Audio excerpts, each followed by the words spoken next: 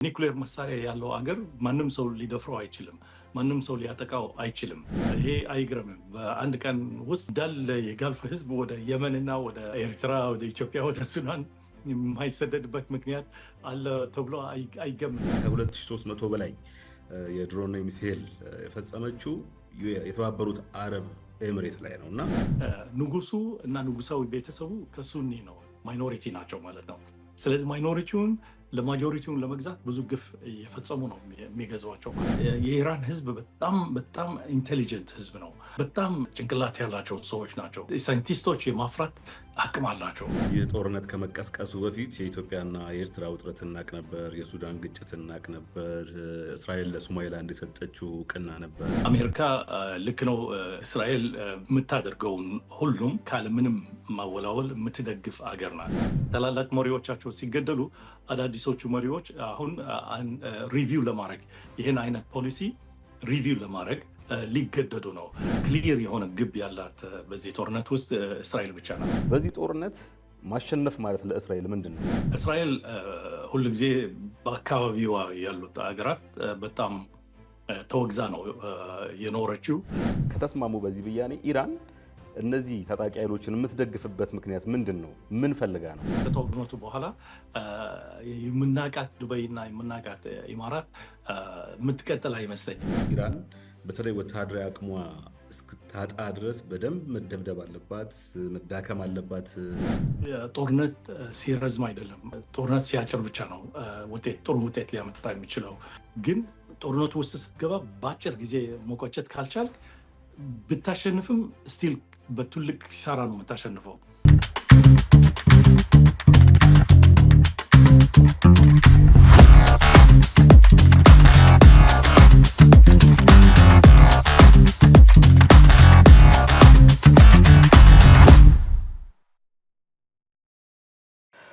ጤና ይስጥልን የአዲስ ማለዳ ተከታታዮች እንደምሰንብታችኋል። ወቅታዊ ዝግጅታችን ተጀምሯል። የዛሬው ርዕሰ ጉዳያችን መላው ዓለምን እየናጠ ስለሚገኘውና አንደኛው ሩን ተሻግሮ ወደ ሁለተኛው እያመራ ስላለው የኢራን ጦርነት ይሆናል። ባለጉዳያችን ደግሞ የአፍሪካ ቀንድና የመካከለኛው ምስራቅ ተንታኝ አቶ አብዱራህማን ሰይድ ናቸው። አቶ አብዱራህማን በተለያዩ ዓለም አቀፍ መገናኛ ብዙሃን አስተያየታቸውን በመስጠት ምልከታቸውን በማጋራት ይታወቃሉ።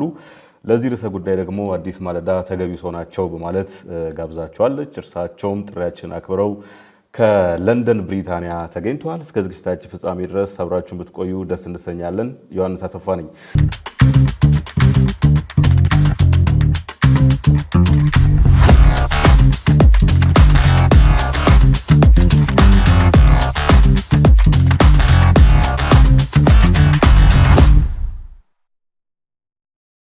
አቶ አብዱራህማን ስለተገናኘን ደስ ብሎኛል። እንደምን ሰንብተዋል? ደህና ሰንብቻለሁ። እኔም ደስ ብሎኛል። ለመጀመሪያ ጊዜ ነው የምንገናኘው ያለ ነው እና የመጨረሻ ጊዜ እንዳይሆን ተስፋ አድርጋለሁ እና ለአንተና ለሁሉም ተከታታዮች የፕሮግራሙ ተከታታዮች ሰላም እላለሁ እና መልካም ጊዜ ለሁላችን። በጣም ጥሩ፣ በጣም አመሰግናለሁ። በጣም አዳዲስ ጉዳዮች በየሰዓቱ የሚከሰትበት ርዕሰ ጉዳይ ነው የመረጥነውና ምናልባትም ይህን ቃለ መጠይቅ ካደረግን በኋላ ብዙ አዳዲስ ጉዳዮች ሊፈጠሩ ይችላሉ።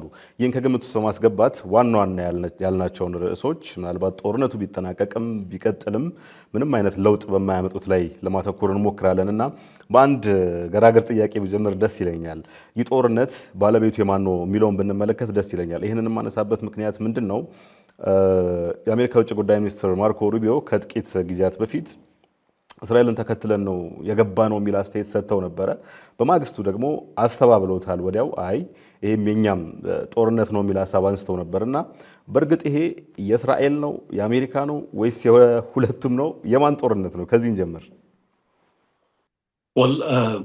ባለፉት ምናልባት ከ50 ዓመታት በላይ የአሜሪካና የእስራኤል ፖሊሲ በጣም የተሳሰረና ተያይዞ የሚሄድ ሆኖ ነው የቆየው እስካሁን። ስለዚህ መለያየቱ በጣም ያስቸግራል ለማለት ነው። የአሁኑ ጦርነት ግን በተለይ በአሁኑ ጊዜ የተካሄደ ያለው እና ባለፈው ዓመት የተካሄደውም እስራኤል በዋነኝነት ስትመራበት እንደቆየች ይታወቃል። የእስራኤል ጠቅላይ ሚኒስትር ወደ አሜሪካ ከ7 ጊዜ በላይ እንደተጓዙ ይታወቃል። ፕሬዚደንት ትራምፕ ደግሞ በሌላ በኩል ሰላምን ለማስፈን ነው የምፈልገው፣ የኖቤል ፕራይዝ እንዲሰጠኝ ነው የምጥረው ሲሉ ቆይተዋል እና ለጦርነት ያላቸው ዝግጁነት አያሳይም ነበር። አመጣጣቸው ሁልጊዜ ለሰላም እንደነበር ነው የሚታወቀው። ስለዚህ ይህንን ሁለት ስታስተያይ በዋነኝነት ምናልባት በእስራኤል ጠቅላይ ሚኒስትር መሪነት፣ እስራኤል ሲባልም በሙሉ አገሪቱ ሳይሆን ወይም ህዝቡም፣ ምክንያቱም ብዙ የተለያየ ፖለቲካ አስተያየቶች ያለበት ሀገር እንደመሆኑ መጠን ይሄ የጠቅላይ ሚኒስትሩና የእሳቸው የሚመሩት መንግስት ዋነኝነት ነው ሊባል ይቻላል በአሁን ጊዜ። ስለዚህ አሜሪካ ናት ተደርባ የገባችው ማለት እንችላለን። አሜሪካ ልክ ነው። እስራኤል የምታደርገውን ሁሉም ካለምንም ማወላወል የምትደግፍ አገር ናት። በሴኩሪቲ ካውንስል ውስጥ ይሁን ከዛም ውጭ ያለው በመሳሪያም በኢኮኖሚ እርዳታም በጣም የምትደግፍ ሀገር ናት። ስለዚህ አንዳንድ ጊዜ ኢንፋክት በአሁኑ ጊዜ በአሜሪካኖች እንደ ጥያቄ የተነሳ ያለው ማንን ለማን ኢንትረስት ነው የምንዋጋው ያለ ነው? ለአሜሪካ ኢንትረስት ነው ወይስ ለእስራኤል የሚል ጥያቄ አሁን በኃይል የተገፋበት ነው። አሜሪካ ውስጥም ዓለም አካባቢ የአሜሪካ በተለይ በጣም ደጋፊዎች ናቸው የሚባሉ የአውሮፓ ሀገሮችና ሌሎችም የጦርነት ምንም ጥቅም ያመጣ አይደለም፣ እኛንም ሳንመከርበት ወይም ሳንመካከርበት የተገባ ነው እየተባለ ነው። ሌላው አሁን በተለይ ጭንቀቱ የፈጠረው በኋላም ቀስ ብለን እንገባበታለን ጉዳዩ ይህን ያህል ማለት ቀውስ የኢኮኖሚ ቀውስ ዓለም ውስጥ የሚያስገባ አይመስላቸውም ነበር። ሊሆንም ይችላል። ለእስራኤሎች ግን የኢራን መንግስት በተለይ መዳከምና መፍረስ እንደ ስትራቴጂ ነበር የተወሰደው። ምክንያቱም በአሁኑ ጊዜ እስራኤል በጣም ኃይለኛ የሆነች መታለች በአካባቢው እና አንዱን አገር በተለይ አልበገር ብሎ እስራኤልን ሲቃወም የቆየው የኢራን ያለው መንግስት ነው እና ባደረገችው ማለት ብዙ አቺቭመንት ባለፉት ጥቂት ዓመታት እሱን ኮንሶሊዴት ለማድረግ ከሆነ ኢራንን የማዳከም ከኢራን በስተጀርባ ያሉትም ኃይሎች ማዳከም እንደ ዋና ስትራቴጂ አድርገው ስለወሰዱት በዚህ ምክንያት እስራኤሎች እዚህ ጦርነት ላይ ሲገቡ የነሱ ስትራቴጂክ ኢንትረስት እንደነበር ይታወቃል። የአሜሪካ ግን ኢንፋክት በጣም ስትራቴጂክ ፌይሊየር ሊባል ይቻላል፣ ውድቀት ማለት ነው። ምክንያቱም አሁን የአሜሪካ ያለው የሄጅሞኒ የዓለም ተቆጣጣሪነት እሱ በጣም ትልቅ የጥያቄ ምልክት ላይ ሊያስገባው ይችላል። ሌላው አሜሪካ የሚደግፉት በኢኮኖሚና በሁሉም ነገሮች የሚደግፉት የአረብ ጋልፍ ሀገሮች እነዚህም አሁን የቀጥታ ሰለባ ሆነዋል የዚህ ጦርነት እና የነሱ መዳከም እነሱ ፔትሮላቸው ለመሸጥ አለመቻል አሜሪካ ኢኮኖሚ ላይ ብዙ ጫና ያስከትላል፣ እየታየም ነው በአሁኑ ጊዜ። ስለዚህ ከዚህ ጦርነት ኢንፋክት አሜሪካ ብዙ የምትጠቀምበት ማለት ኢሚዲየት የሆነ ውጤት የለም ሊባል ይቻላል። ኢንፋክት ውጤት ካለ ለብዙ ጊዜ የሚሄድ የአሜሪካን ሄጅሞኒ ጥያቄ ውስጥ የሚያስከትል ሊሆን ነው። ግን ከአሜሪካ ባለስልጣናት በኩል የተለያዩ ሀሳቦች ሲነሱ እንሰማለን። ወደ መጀመሪያ አካባቢ ሪጅም ቼንጅ ወይ አገዛዙን መለወጥ የሚሉት ነበር፣ ኔቪያቸውን ማውደም፣ የኒውክሌር እንዳትገነባ የኒውክሌር ፕሮግራሟን ማጥፋት፣ የሚሳኤል አቅሟን ማዳከም የሚል ነበር። ይህን ቃለ ምልልስ ከማድረጋችን በፊትም እነዚህ ነገሮች ስንሰማ ነበር። በእርግጥ ከጊዜ ወደ ጊዜ ግባቸው ሲቀያየር እንመለከታለን። እዚህ ጋር አነሳው የምፈልገው ምንድን ነው፣ የቬኔዙዌላን ተመልክተን ነበር። አሜሪካ ምን እንዳደረገች፣ ኒኮላስ ማዱሮን አግታ ወሰደች። ከዛም ዴልሲ ተሾሙ ምክትላቸው። ከዛ በኋላ ቀጥታ የአሜሪካ ኩባንያዎች ወደ ነዳጁ እንዲሰማሩ ተደረጉና ከኢራንም ጋር ተያይዞ አንድ ጊዜ ነዳጁ ይነሳል፣ ሌላ ጊዜ የዩራኒየሙ ይነሳል እና አንደኛ ከአስተዳደር ለውጥ ካልናቸው የወታደራዊ አቅምን ከማዳከም፣ ሁለተኛ ደግሞ ከተፈጥሮ ሀብትን ከመቀራመትን በለው በትምህርት ጥቅስ ከዛ አኳያ ግብ አይኖራትም አሜሪካ? በጣም አስፈላጊ ጥያቄ ነው ይህ ጥያቄ። መጀመሪያ ኢንፋክት ክሊር የሆነ ግብ ያላት በዚህ ጦርነት ውስጥ እስራኤል ብቻ ናት። እስራኤል አሸንፋ ከወጣች ግቡ አላማው መታ ማለት ነው። ሁኔታውን እንዳለ ከተተወም አትሊስት አዳክመዋለች ለማለት ይቻላል። ስለዚህ የእስራኤል ግብ በጣም ክሊር ነው። የአሜሪካ ግብ ግን ምንም ክላሪቲ አልነበረውም ከመጀመሪያ ጀምሮ ማለት ነው። እንዳልከው መጀመሪያ ሜይቢ ረጂም ለማውደቅ ምናምን ተብሎ ይሆናል። እሱ ግን ሳይሳካ እንደቀረ አሁን እየታየ ነው። ከአንድ ወር በኋላ ረጂሙ ማለት ምንድናቸው መሪዎቹ ሲገድሉበት ካለምንም ጭንቀትና ችግር ይተካቸዋል። የተተኩም ሲገደሉ በሌሎች ይተካቸዋል። ስለዚህ ምንድነው የሚያሳየው? ይሄ በጣም ኃይለኛ የሆነ የተቋም አስተዳደር ኢንስቲቱሽናል አድሚኒስትሬሽን እንዳለ ይታያል ማለት ነው። በጦርነቱ፣ በሰራዊቱ፣ በጦር ሰራዊቱ፣ በፖለቲካል እና በአይዲዮሎጂካል በሁሉም እስካሁን ኢንታክት ነው ያለው የኢራን ኢንስቲትዩሽን። ሌላው የኒውክሌር ተብሎ የተነሳው ከሚገርምህ በዚህ ላይ ኢንፋክት ኢራን ብዙ ኮምፕሮማይዝ አድርጋ ወደ ስምምነት ተደርሶ ነበር በጄኔቫ እና በዑማን የምትባል የጋልፍ ሀገር ሲያደርጉት የቆዩ። ኢንፋክት የዑማን የውጭ ጉዳይ ሚኒስትር ገረማቸው ጦርነቱ ሲጀምር። አልቆ እኮ በቃ ኢራኖች ይሄ የዩራኒየም ኢንሪችመንት ሌላ ወደ ጦርነት የሚያመራ ምንም አይነት ስራ እንደማይሰሩ ተስማምተው አልቆ ነበር። በቃ ለመፈራረምና ዲክሌር ለማድረግ ብቻ ነበር የቀራቸው። እና ለዚህ ነው ኢራኖቹ በአሁኑ ጊዜ አንደኛው አሁን የዚህ ውጤት የጦርነቱ ውጤት ምንድን ነው የሚሆነው? የኢራን መንግስት እንዳለ ከቀጠለ ይሄ የኒውክሌር ስምምነት በሙሉ ውድቅ ያደርገዋል ማለት ነው። ሌላው ደግሞ ለባለፉት ብዙ አስርተ ዓመታት እኛ ወደ ለመሳሪያ ለጦር መሳሪያ አይደለም የምንፈልገው ኒውክሌሩን ለኃይል ማመንጫ ነው የምንፈልገው። ምክንያቱም በፔትሮልና በጋዝ ለዘላለም መኖር አንችልም። ስለዚህ አቅሙ እያለን ፔትሮሉም እያለም ገቢውን እያለ ወደ ሌላ ዳይቨርስ የሆነ የኃይል ማመንጫ እንሂድ ነበር የሚሉት። አሁን ግን እንደዛ እያሉ ብዙ ስምምነቶችን እያደረጉ የራሳቸው የኒውክሌር ተቋማትም ሳይቀር በዓለም አቀፍ የኒውክሌር ቁጥጥር የሚያደርገው ኃይል እንዲቆጣጠረው ሞኒተር እንዲያደርገው አስፈቅደው ሁላ ነገር አድርገው ግን ስቲል ሲጠቁ ቆይተዋል። ስቲል እገዳ ራሳቸው ላይ ኢኮኖሚያቸው ላይ ሲፈጸም ቆይተዋል። እና አሁን ምንድን ነው ጥቅሙ? ያን ሁሉ አድርገን ማይቀረን ከሆነ ለምንስ ኒውክሌር መሳሪያ እንታጠቅም የሚሉበት ጊዜ አሁን ይገባል ማለት ነው። በተለይ ደግሞ ታላላቅ መሪዎቻቸው ሲገደሉ አዳዲሶቹ መሪዎች አሁን ሪቪው ለማድረግ ይህን አይነት ፖሊሲ ሪቪው ለማድረግ ሊገደዱ ነው።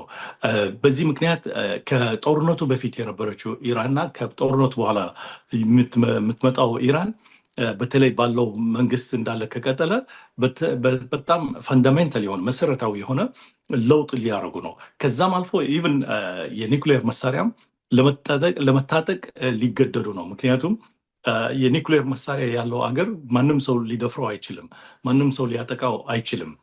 ስለዚህ ኢቭን ኢን ዲተረንስ ለዲፌንስ ተብሎ ኒውክሌር መሳሪያ እንዲታጠቁ አሁን ሊገደዱ ነው ማለት ነው። ስለዚህ የኒውክሌር ምክንያት ሲጠቀሙበት የነበሩት በአሜሪካኖች እና በእስራኤሎቹ ኢሬሌቫንት ሆነዋል። ምክንያቱም ኢራኖቹ ተስማምተው ሲያበቁ ስቲል ስለተመቱ በዚህ ምክንያት ያን ምክንያት ተቀባይነት የለውም።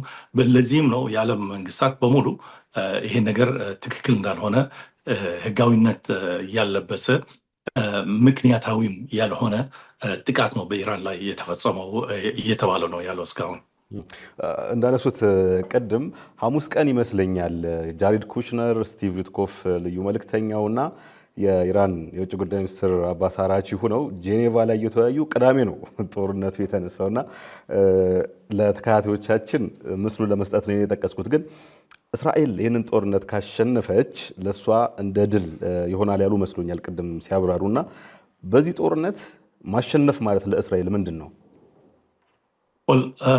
እስራኤል ሁልጊዜ በአካባቢዋ ያሉት ሀገራት በጣም ተወግዛ ነው የኖረችው። በዚህ ምክንያት ከነሱ በላይ በቴክኖሎጂ በጦር መሳሪያና በኢኮኖሚም በሌላም ከፍተኛ ቦታ ለመያዝ ነው የምትጥረው። ሁሌ በተጠንቀቅ ላይ በጦርነት ላይ ያለች ሀገር ናት እና ከመጀመሪያው ጀምሮ ከ1948 እንደ አውሮፓውያን አቆጣጠር በጦርነት የጀመረች ሀገር እስካሁን ደግሞ በጦርነት ላይ ያለች ሀገር ናት። በዚህ ምክንያት የተለያዩ ፓን አራቢስት የሆኑ ፓን ኢስላሚስት የሆኑ አገሮች መንግስታት እስራኤልን ትሬት ሲያደርጉ እነሱን እያሸነፈች እዚህ ደርሳለች። አሁን የተቀረችው እንግዲህ ኢራን ሜይቢ ከኢራን በኋላም ቱርኪያና ፓኪስታን ሊገቡበት ይችላሉ።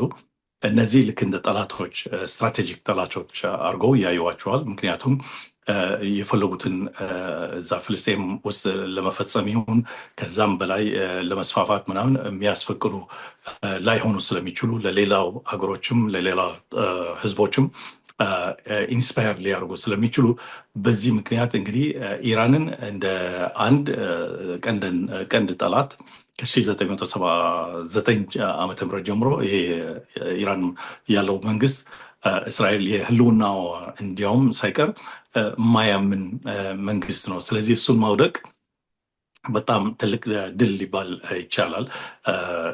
ሌላው ደግሞ ለሌላዎቹ ደግሞ ትምህርት ይሆናል። እስራኤልን የምትፈልገውን ከማድረግ የሚቃወሙ ወይም ሊቃወሙ የሚችሉ ኃይላት ካሉም ከኢራን ትምህርት እንዲወስዱ ያግዛታል ማለት ነው። ይህን ነገር ግን በኢራን ተሸናፊነት ካለቀቀ ወይ ካልተጨረሰ እስራኤል ጦርነቱ አላለቀም ማለት ነው። ልክ ነው፣ ሊቆም ይችላል። ግን ውሎ አድሮ ሌላ ጦርነት ልክ ባለፈው ዓመት እንደተደረገው አንድ ዓመት ወይም ከአንድ ዓመት በታች ጊዜ በኋላ ደግሞ ወደ ሁለተኛ ጦርነት እንደተገባ እንደገና ሌላ ጦርነት ይቆያል ማለት ነው ለሌላ ጦርነት። ምክንያቱም ይሄ በኮንፍሊክት አስተያየት ሲታይ የዚሮ ሳም ጌም ነው። እስራኤል ፍጹም ኃይለኛ ሆና መውጣት አለባት እዛ አካባቢ። እሷን የሚቀናቀን የሆነ ኃይል ትንሽ ይሁን ትልቅ መኖር የለበትም። ሌሎቹ ደግሞ እንደዛ የእስራኤልን ኃይል አዳክሞ በኢራን አስተያየት ከሆነ ከማፑም ማውጣት ይፈልጋሉ። ስለዚህ አንዱን የማሸነፍ እንጂ አንዱን ከአንዱ ጋራ ኮምፕሮማይዝ አድርጎ ስምምነት አድርጎ መኖር የሚችልበት ሁኔታ የለም። የዚህ ማጠቃለያ ምናልባት አንድ ተጨማሪ ማለት ሀሳብ ለመስጠት ያህል የአረብ መንግስታቱ ከግብፅ ጀምሮ ወደ ጆርዳን፣ ሌባኖስ እና በሙሉ የአረብ ሊግ አባል ከዛሬ ወደ 20 ዓመት አካባቢ ጀምሮ ከእስራኤል ጋር ተስማምተው ለመኖር ወስነው ነበር። እሱም ምንድን ነበር? እስራኤል በ1948 ዓመተ ምህረት የተቆጣጠረችውን አካባቢ ይዛ እንድትቆይና እንድትቀጥል ከ1967 ጦርነት በኋላ የጨመረችው አካባቢ በተለይ የዌስት ባንክና የጋዛ አካባቢዎች እና ፕላስ የጎላን ሃይትስ እነዚህን ደግሞ ወደ አረቦቹ መመለስና በዛ ምክንያት ሰላም በሁለቱ ምንድን ነው የሚባለው መንግስታት ሳይሆን ማለት በሁለቱ ተፋላሚዎች ሰላም ተደርጎ በሰላም ለመኖር ነበር። በዚህ ምክንያት ፍልስጤሞችም ይህንን ነገር ተቀብለው በ1973 ዓ.ም ኦስሎ ኖርዌይ ላይ አንድ ስምምነት ተደረገ ማለት ነው። ከዛ ግን በኋላ የታየው የእስራኤል ሰፈራዎች እዛ ዌስት ባንክ ውስጥ በጣም እየቀጠሉ በመቶ ሺዎች የሚቆጠሩ አይሁዶች ከአውሮፓና ከሌላ አካባቢዎች እየመጡ ሲያሰፍሯቸው ቆዩ እና ይሄ አሁን ለኢራኖች ይሁን ለሌላ ራቅ ያሉ አገራት ሲያዩት ከእስራኤል ጋር ኢቭን ኮምፕሮማይዝ ተደርጎም አብሮ የመኖር እድል የለም። አንደኛው ኃይለኛ ሆኖ አንደኛው ደግሞ ደካማ ሆኖ ካልሆነ በስምምነትና በኮምፕሮማይዝ ለመኖር አረቦቹን ሞክረውት አልተሳካላቸውም የሚል አስተያየትም ሊኖር ይችላል፣ በተለይ በኢራኖች በኩል። በዚህ ምክንያት ለእስራኤሎቹ ጦርነቱ እስካሁን ጥሩ ውጤት አምጥቶላቸዋል። መሪዎችን ለመግደል ችለዋል፣ ሳይንቲስቶችም ለመግደል ችለዋል። ከዛም በላይም ምናልባት የኢራን ተቋማትን ለማዳከምና ለማፍረስ ችለዋል እና ከአሁን በኋላ ምናልባት በዚህ ማለት ቪክቶሪ ለጊዜው ተጽናንተው ለሌላ ጦርነት በሌላ ጊዜና በሌላ ሜላ እንትን ሊገቡበት እንደሚችሉ የአይቀሬ ነገር ይሆናል ማለት ነው። ምዕራቡ ዓለምም ሆነ በተለይ ደግሞ አሜሪካና መካከለኛው ምስራቅ ላይ ደግሞ እስራኤል ኢራንን ከሚወነጅሉባቸው ምክንያቶች መካከል አንደኛው ታጣቂዎችን እንደ ሄዝቦላ፣ ሐማስ፣ ሁቲ ያሉትን በእነሱ አጠራር የሺያ አማጽያንን ስቴት ስፖንሰር የመንግስታዊ ድጋፍ ትሰጣለች የሚል ነው። በዚህ ብያኔ ከተስማሙ ነው ይህን ጥያቄ የማነሳው። ከተስማሙ በዚህ ብያኔ ኢራን እነዚህ ታጣቂ ኃይሎችን የምትደግፍበት ምክንያት ምንድን ነው? ምን ፈልጋ ነው?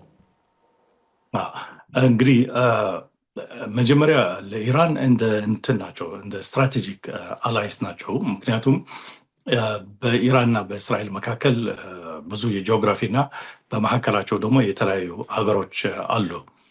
ስለዚህ ሂዝቦላህ ለምሳሌ በደቡብ ሊባኖስ ከእስራኤል ድንበር በጣም ቅርብ ነው ያለው ማለት ነው። ስለዚህ አሁን ኦፍኮርስ ሚሳይሎች እና ሌሎች አላቸው ኢራኖች። ግን ሂዝቦላህ ሲመሰረቱ አይ ቲንክ በ1970ዎቹ ዓመተ ምህረት ነበር እና ያን የአሁኑ ያለው የድሮን እና የሚሳይል እስራኤልን ሲያስቸግሩ ቆይተዋል ብዙ ዓመታት ማለት ነው። የሑቲ አስፈላጊነት ደግሞ አንድ ልክ እንደ ሆርሙዝ ያለው ስትሬት ማለት ጠባብ የባህር መንገድ በቀይ ባህርና ህንድ ውቅያኖስ የሚያገናኘው ደግሞ ባቤል መንደብ አለ። ይህም ሌላው ጠባብ መንገድ ነው። ሑቲ ደግሞ እዚህ ላይ ሌላ ጫና በዓለም ንግድና በዓለም ኢኮኖሚ ሊፈጥሩ ይችላሉ። ስለዚህ ለዚህም ይጠቅማቸዋል ማለት ነው። ከዛም በላይ የመን ደግሞ ሑቲ ያለበት ሀገር ማለት ነው ለሳውዲ አረቢያና ለጋልፍ ሀገሮች እንደ ኢማራቶች እና ዑማን ሌሎችም ብዙ ሩቅ አይደለም። ዑማን ኦፍኮርስ እዚህ ጉዳይ ላይ ሁል ጊዜ ኒውትራል ሆና ነው የቆየችው። ግን ሳውዲን ለማጥቃት ወይም ለመረበሽም ሑቲዎች ሊጠቀሙባቸው እንደሚችሉ ነው እና በስትራቴጂ አንጻር ሲታይ ቁልፍ የሆነ ቦታዎች ያሉ ናቸው ሂዝቦላ እና ሑቲ እና ዓለምን ማለት ጫና የሚያደርጉባቸው መሳሪያዎች ናቸው ሊባል ይቻላል። ሌላው ኦፍኮርስ የሚሰጠው ጀስቲፊኬሽን አለ። እሱ ደግሞ እነዚህ የግብረ ሽብርተኝነት የሚያካሂዱ ኃይሎች ናቸው ቢባልም በምዕራቡ ዓለም እነሱ ግን ያላቸው ጀስቲፊኬሽን ምንድን ነው? ለምሳሌ ሂዝቦላ ሲቋቋም በዛን ጊዜ እስራኤል የምትቆጣጠሯቸው የሊባኖስ ቦታዎች ነበሩ። ከዛም በኋላ ሂዝቦላም ራሱ የፍልስጤም አጋር ነኝ ስለሚል ፍልስጤሞች ላይ የሚደርሰው የመሬት መውሰድና የመጎሳቆልን ሌላን ይሄንን በጥብቅ ስለሚያወግዝ ይሄ እንደ ጀስቲፊኬሽን ሞራል ጀስቲፊኬሽን አድርጎ ይወስዱታል። ሑቲ ከሚገርምህ ሲጀምር በጣም ትንሽ ኃይልና ኢሬሌቫንት ነበር። ኢቨን በየመን ፖለቲካ ሲታይ ብዙ እውቅና የሌለው ትንሽ ግሩፕ ነበሩ።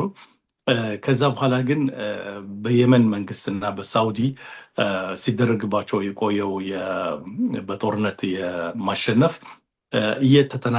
እየተጠናከሩ ወደ አሉበት አሁን አትሊስት ማለት ትልቅ አካባቢ የመን ለመቆጣጠር በቅተዋል። ስለዚህ እነሱ በአይዲዮሎጂ ወይም በሃይማኖትም ቢሆን የሺዓ ብራንች ሆነው ግን ለሱኒ የሚቀርብ የሺዓ ብራንች ነው። ከሚገርምህ የመን ውስጥ ኢንፋክት የሺዓና የሱኒ መስጊዶች አሉ አይባልም። ሁሉም አንድ ላይ አብረው ይሰግዳሉ። በጣም ብዙም አትለያቸው። ማና የትኛቸው ናቸው ዘይዲ፣ የትኛቸው ናቸው ሻፊዒ ብትል አታውቃቸውም። በጣም በሰላም ኖረዋል። ምንም ችግር አልነበረባቸውም። አሁን ግን ኢምፖርት ያደረጉት የኢራን ሺዓ ቨርዥን እሱ ደግሞ በ12 ኢማሞች የሚያምን ማለት ነው። ዘይዲ ትንሽ ለየት ያለ ነበር እና የእነሱን አሁን በኢራን መደገፋቸው አይዲዮሎጂያቸውም ወይም የሚከተሉት የሃይማኖት ብራንችም ሳይቀር እየተቀየረ መጥተዋል። ግን አመጣጣቸው በኢራን ችሎታና ፍላጎት ሳይሆን የመን ላይ በተከተሉት የተሳሳተ ፖሊሲ በሳውዲያ እና በአጋሮቿ ይሄን ለሑቲ ለሜይንስትሪም የመኖቹ አዳክሞ ለሑቲ ኢሬሌቫንት የነበረው በሰሜን የየመን አካባቢ በሳዕዳ የሚባል አካባቢ እዛ ይኖሩ የነበሩ ተራራማ አካባቢ ከዛ ወርደው አሁን ሀገሩን ለመቆጣጠር መብቃታቸው የሳውዲ አንደኛ ተጠያቂ ሊሆን ይችላል በዚህ ጉዳይ ላይ።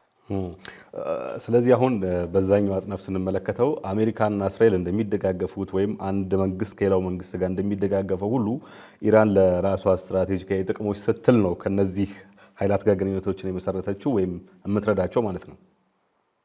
አዎ ኢራን እንግዲህ አንደኛው ይሄ ያልነው ነው እኔ እናንተ። ሁለተኛው ደግሞ የኢራን አብዮት ሲጀምር በ1979 ልክ እንደ ሌላዎቹ አብዮቶች ላይ ማርክሲስት የሆኑ ሌላ አይዲዮሎጂ የሚከተሉ ሁሉ ጊዜ ዓለም አቀፍ የሆነ ርዕዮተ ዓለም ይኖረዋል ማለት ነው። እሱ ደግሞ የጭቁን ህዝቦች ነፃነት መደገፍ የሚል አንዱ የአብዮታቸው ዓላማ ሆኖ መጥተዋል። ሁለተኛው ደግሞ ነፃ የሆነ በዛን ጊዜ ለምሳሌ በ1979 የኢራን አብዮት ሲጀመር ያኔ ዓለም በሁለት ጓሮ ተከፍላ ነበር። የቀዝቃዛው ጦርነት ጊዜ ነው።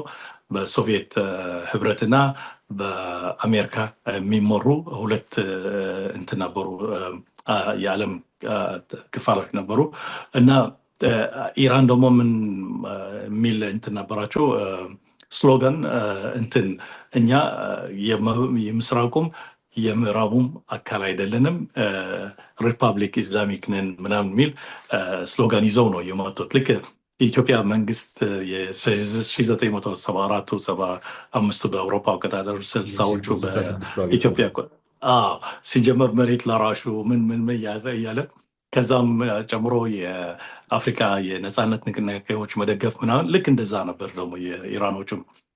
እና ሌላው የነፃነት ታጋዮች ይደግፋሉ እና ሕዝቡላህ እና ሑቲም እዛ ክራይቴሪያ ላይ ይገባሉ ለማለት ነው።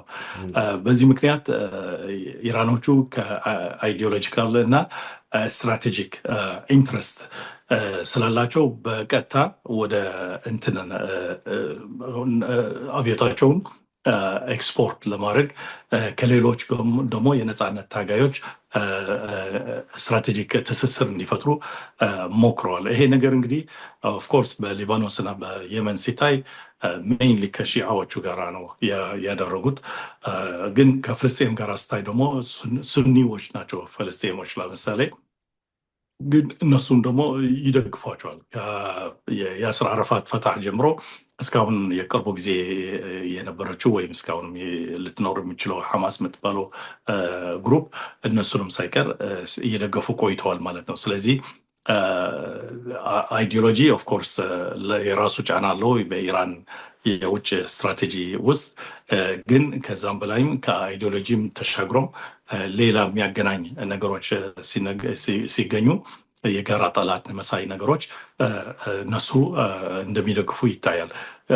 ሜይቢ ለዚህም ሌላ ማሳያ የሚሆነው የቦዝኒያ እስላሞች ለምሳሌ በ1990ዎቹ በአውሮፓ አቆጣጠር ጄኖሳይድ ሲካሄድባቸው ኢራን ነበር የመጀመሪያ መንግስት መታ እነሱም በመሳሪያ እና በሌላ ልትረዳቸው የሞከረችው። እና የቦዝኒያ ሙስሊሞች አሁን ስታይ ሱኒዎች ናቸው፣ የግድ አይደለም ሺያዎች እንዲሆኑ።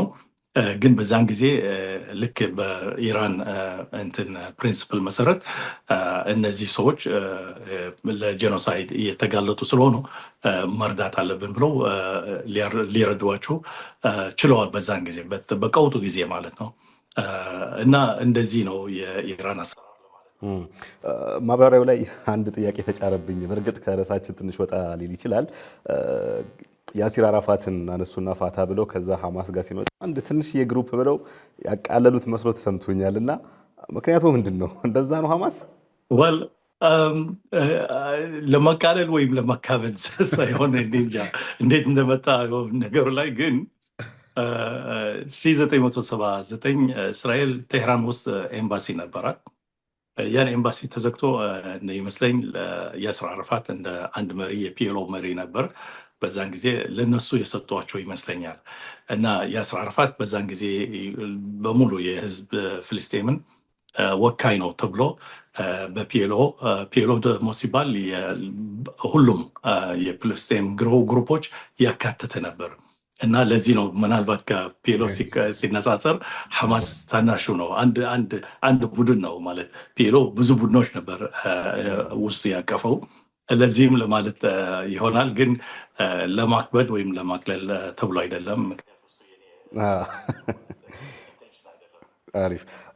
እነዚህ ወገኖች ባለፈው ሰኔ ወርም ተመሳሳይ ጦርነት ኢራን ላይ ተከፍቶ ነበር፣ ጦርነት ሰኔ ላይ እና ያው ለ12 ቀናት ብቻ ቆየ። አሁን ደግሞ መልሰው የካቲት 28 እንደ አውሮፓውያን አቆጣጠር ዳግም ጦርነቱ ተቀሰቀሰ። አሁን ግን ወደ ሁለተኛ ወሩም እየተሻገረ ነውና እዚህ ጋር አንድ መነሳት ያለበት የሚመስለኝ ጥያቄ ብቻዋን ናት ልትባል ትችላለች ኢራን እና ይሄ ስለ ወታደራዊ ዝግጅቷ ላለፉት ዓመታት ስታካሄድ ስለነበረው ዝግጅት አሁንም ምን ይናገራል የሚለውን ብንመለከት ደስ ይለኛል።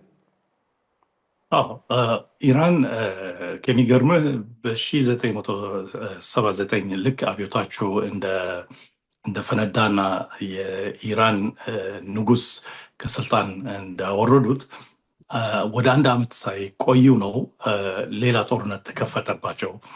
ያ ደግሞ በኢራቅ ነበር የተከፈተባቸው። ልክ ያሁን ያሉት የአረብ ጋልፍ ሀገሮች በሙሉ እና ከዛም በላይ ሌሎች ሀገሮችም ጨምሮ በምዕራብም በሌላም በጣም ተደግፈዋል የሳዳም ሁሴን መንግስት ኢራን ላይ ጥቃት እንዲፈጽም። ያን ጥቃት ግን ኢራኖችን አላንበረከከም። አዲስ ነበሩ፣ ገና አዲስ መንግስት ነበር። ግን ሁኔታው ስቲል ለኢራቆች ከባድ ነበር። ብዙም ሰው ጠፍቶባቸዋል። የዓለም ድጋፍ ባይሆንም ኢራን ፊት ብዙ ሊቆሙ አይችሉም ነበር። ያ ጦርነት ግን ለ8 ዓመት ዘለቀና ከ1980 እስከ 1988 ዘልቆ ብዙ ውድመትና ብዙ ኢቭን የኬሚካል መሳሪያ የተጠቀሙበት እንትን ነበር በኢራቆቹ ኢራን ላይ። ያኔ ግን ዓለም ለኢራቅ ነበር ሲደግፍ የነበረው። ይሄ ግን ምንድነው ወደ ጥያቄ ለመመለስ የኢራን አብዮት ከመወለዱ ጀምሮ ሰላም አግኝቶ አያውቅም። በሙሉ ዓለምን እየተደጋገፈ ሊያጠቃውና ሊያዳክመው ይሞክር ነበር እና አንዳንድ ጊዜ ደግሞ የሚገርም ይሄ ተቃራኒ የሆነ ውጤት አለው።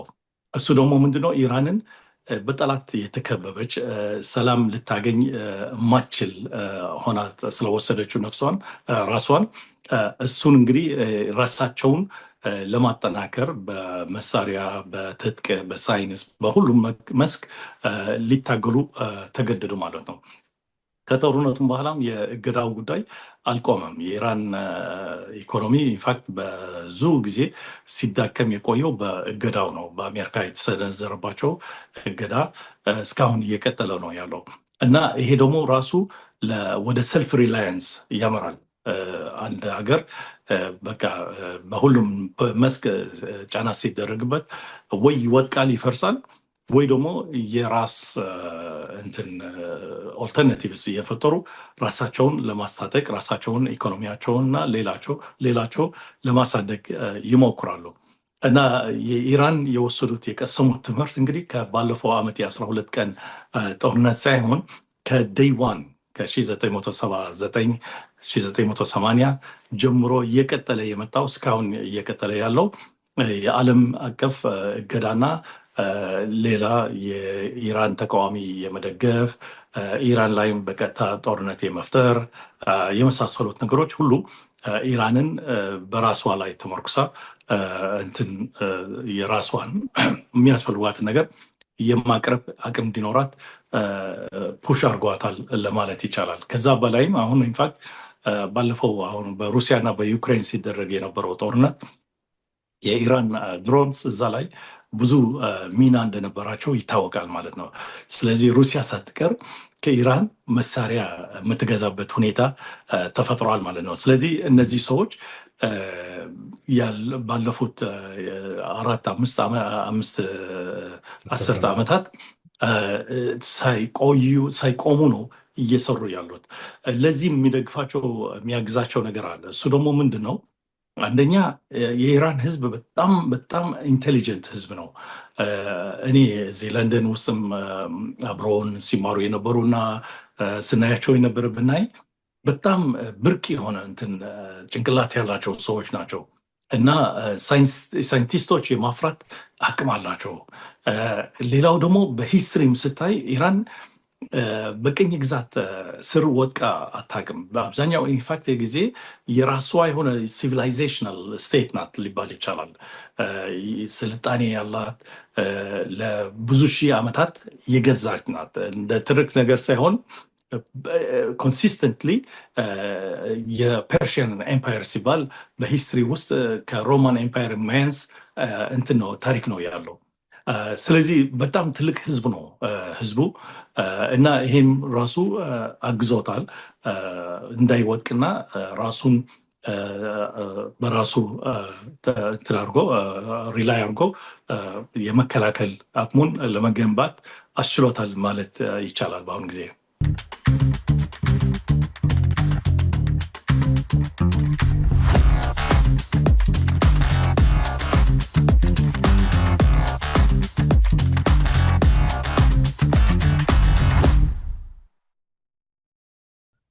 ወደ አዲስ ማለዳ ተከታታዮች ወቅታዊ ዝግጅታችንን በመከታተል ላይ ትገኛላችሁ። የዛሬው ርዕሰ ጉዳያችን የኢራን ጦርነት ነው። አንደኛውን ተሻግሮ ወደ ሁለተኛው እያቀና ነው።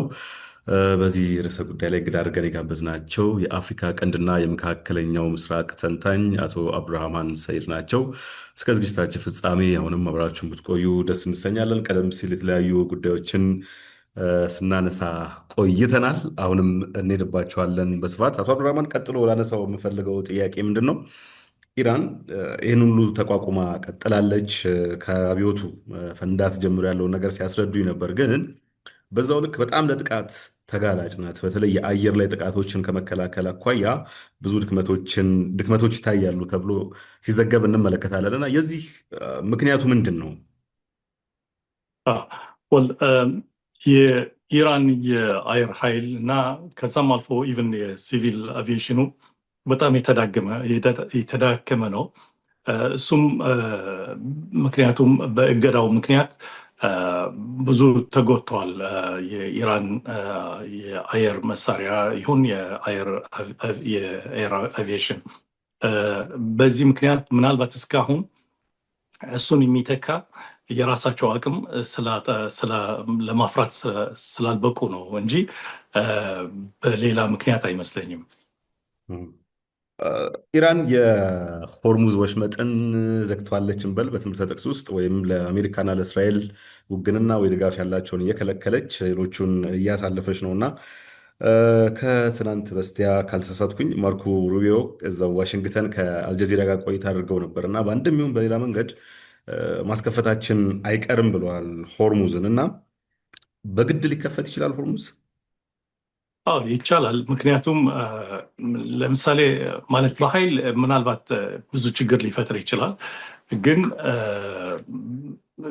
መሞከር የማይችሉበት ምክንያት የለም። በተለይ ጦርነቱ ሊቀጥል ከሆነ የሆርሙዝ ስትሬት የመከፈት እድሉ የተጣበበ ሊሆነው ኢቭን ኢራኖቹም ራሳቸው አንዘጋውም ቢሉም አካባቢው ግን የጦርነት አካባቢ በመሆኑ መጠን ኮላተራል ዳሜጅ የሚባል ነገር አለ፣ ሊያጋጥማቸው ይችል ነበር እና በዚህ ምክንያት ጉዳዩ ሆርሙዝን ከፍቶ ወይም ዘግቶ የሚያልቅ ነገር አይደለም። ከጦርነቱ ጋር በቀጥታ የተያያዘ ስለሆነ ነው።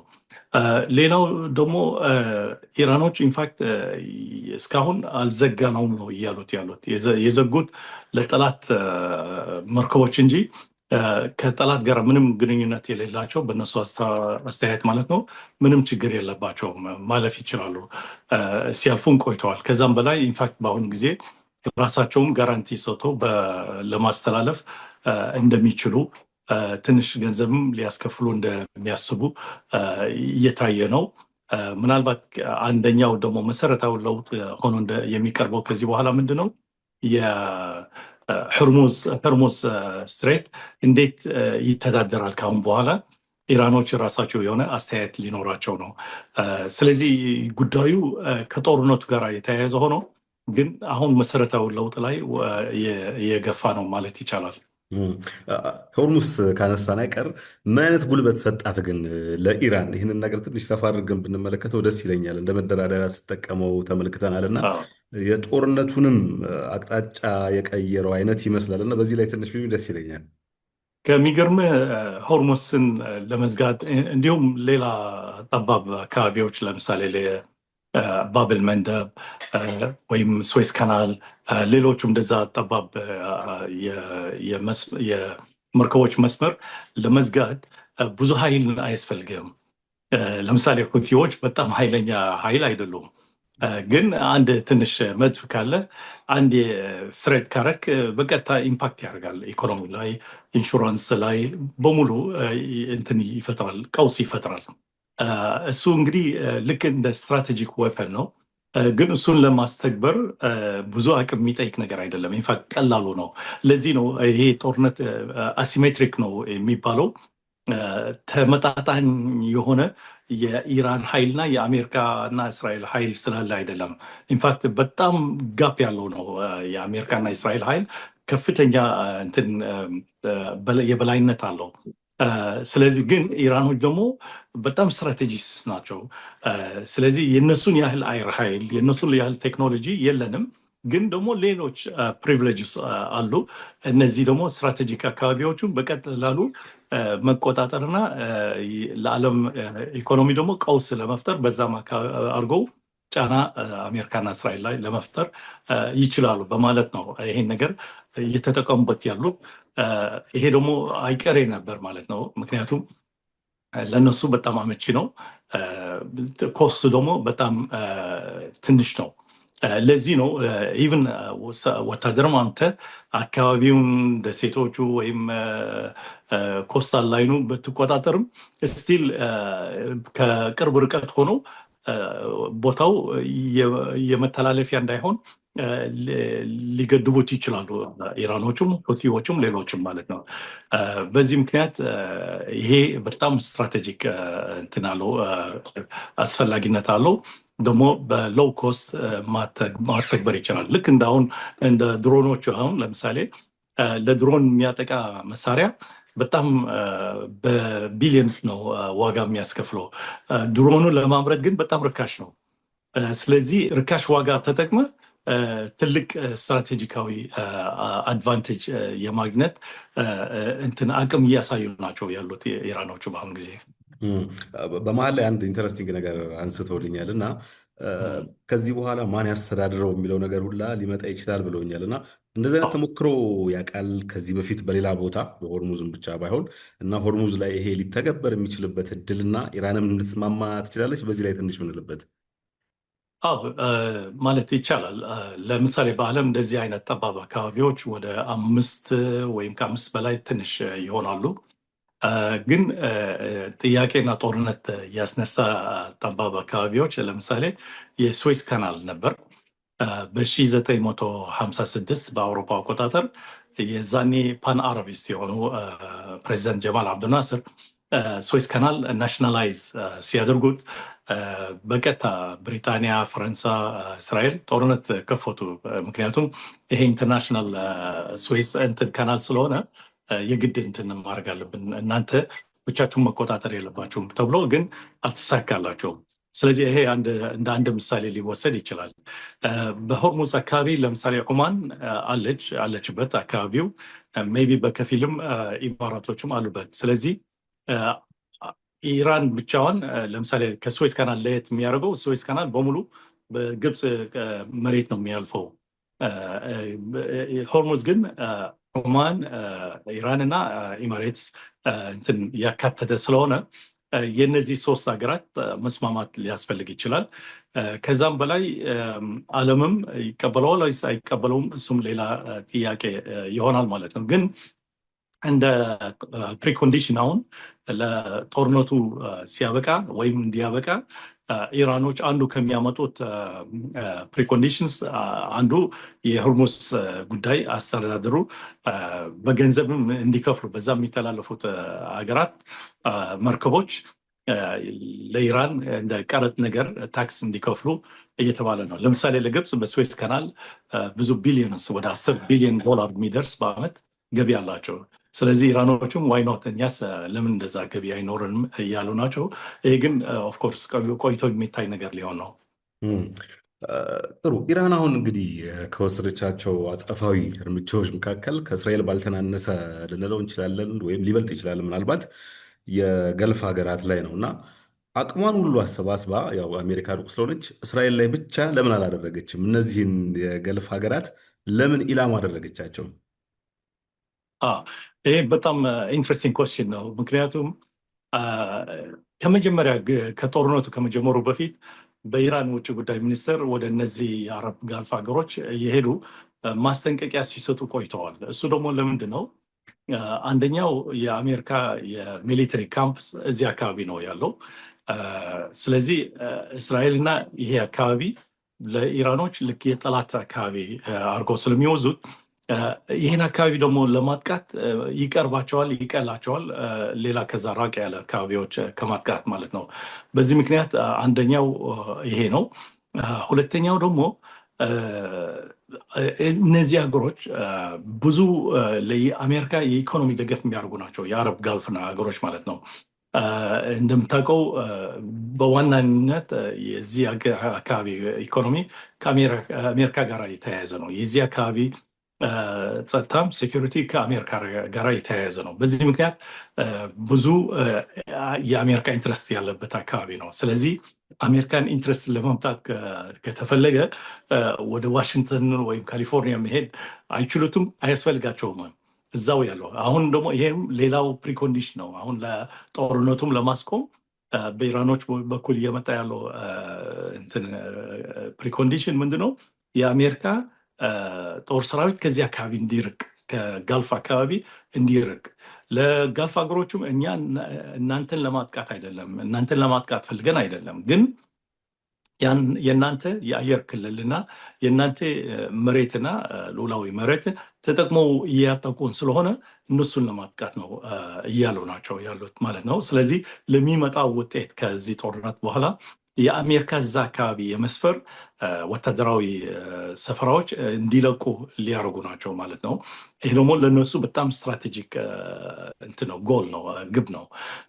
ሶስተኛው ደግሞ ለአሜሪካ ላይ ጫና ለማድረስ እነዚህን አካባቢ ማጥቃት፣ በተለይ የነሱ የቤንዚናና የጋዝ ኢንፍራስትራክቸር ማጥቃት፣ ከዛም አልፎ አስፈላጊ ሆነው እነሱም አዋጅ አድርገው ጦርነቱ ላይ ከተካተቱ እዛ ላይም የውሃ ማጣሪያም ሳይቀር የማጥቃት አቅምና እድል አላቸው ማለት ነው። እንደዛ ሲያደርጉ እንግዲህ እነዚህ ጋልፍ ሀገሮች በጥምና በረሃብ ሊሞቱ ይችላሉ።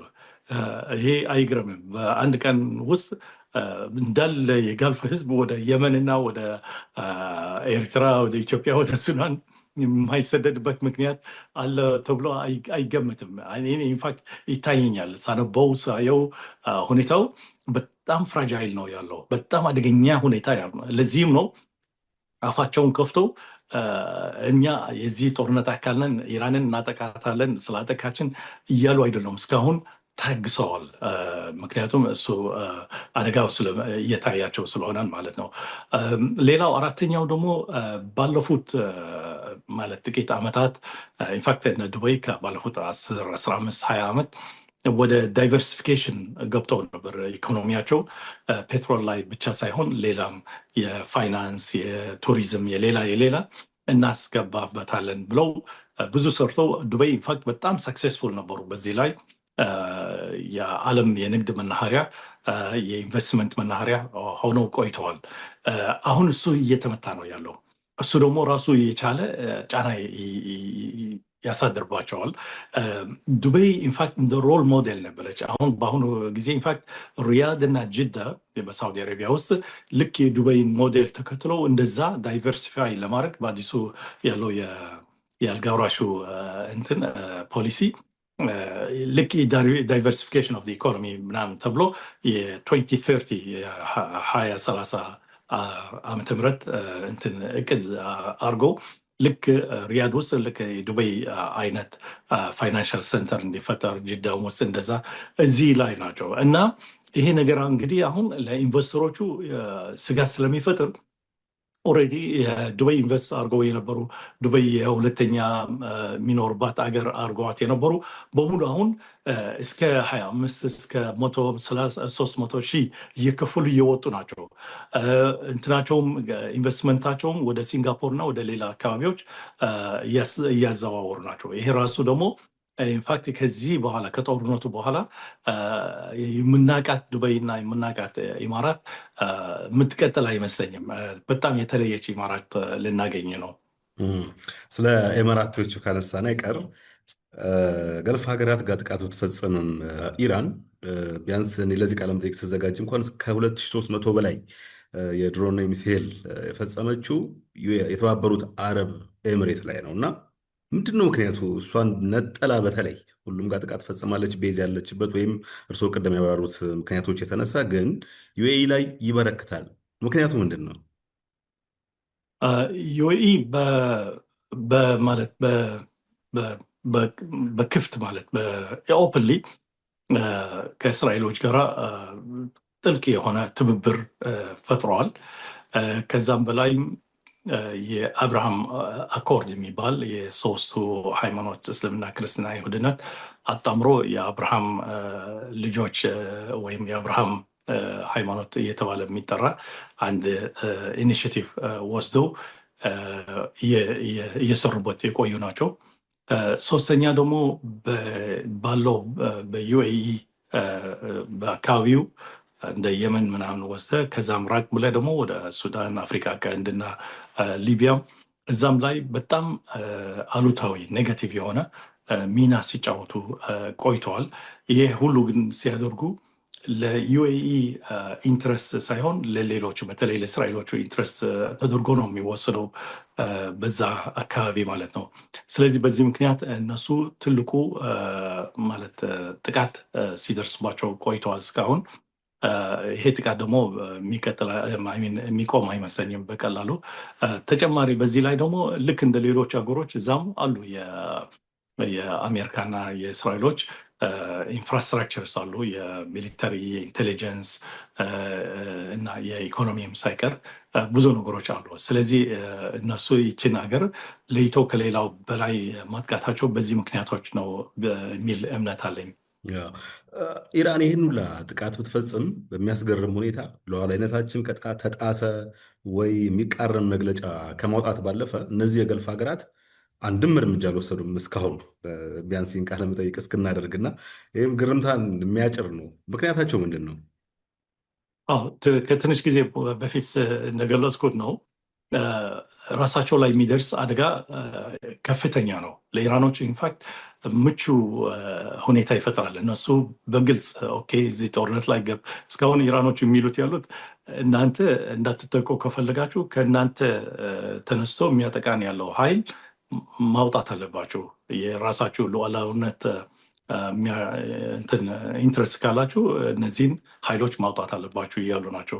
እነሱን ሳታወጡ ስትቀሩ ግን እኛ እንገደዳለን እናንተን ለመምታት። እናንተ ሉዓላዊነት ጥንሰን ከዛ የሚመጣን ጥቃት የመመከት መብት አለን እያሉ ናቸው።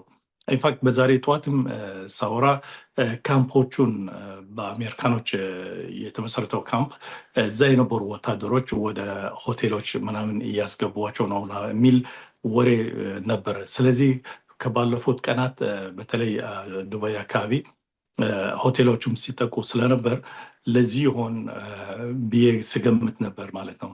እና ይሄ ዋናው ነገር ነው። ስለዚህ እነሱ አሁን አማራጭ ያላቸው ወይም ለአሜሪካ ከኛ አካባቢ መውጣት አለባችሁ፣ የራሳችን ደግሞ ስትራቴጂ እንፈጥራለን። በተለይ ደግሞ ለእነሱ አሁን ትልቅ እድል ነው ያላቸው። ምክንያቱም አሜሪካ እንትን ፕሮቴክት ልታደርጋቸው አልቻለችም በአሁን ጊዜ።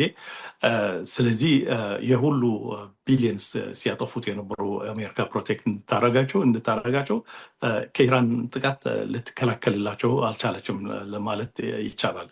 ስለዚህ ይሄ አሁን ዋና ለነሱም ዳግም እንትናቸው ስትራቴጂያቸው አሴስ አድርገው ወደ ራስ ልክ ኢራኖች እንዳደረጉት ወደ ሰልፍ ሪላያንስ ወይም ደግሞ ሌላ አላያንስስ ከግብፅ ከቱርኪ የመሳሰሉት ሀገሮች ሆነው የራሳቸውን የጸጥታ ለማስጠበቅና ለማስከበር መሞክሩ አሁን እድሎ ነው። ግን አቅሙ አላቸው፣ ፍላጎቱ አላቸው የላቸውም፣ ግን ይሄ ትልቅ የጥያቄ ምልክት ያለው ነው። ሌላው ለኢራኖች እነዚህን ሀገራት ሲያጠቁ ያውቃሉ። እነዚህ ሀገሮች ናቸው ኢራን አሜሪካን በኢኮኖሚና በሙሉ የሚደግፏቸው። ጋልፍ ኢንቨስትመንት በሙሉ አሜሪካ ውስጥ ነው ያለው። መሳሪያዎቹ አሜሪካ የምታመርታቸው በጋልፍ ገንዘብ ነው። ሁሉም ፖሊሲያት የፔትሮ ዶላር ዶሚኔሽን ምናምንም ሲታይ በጋልፍ አገሮች ነው።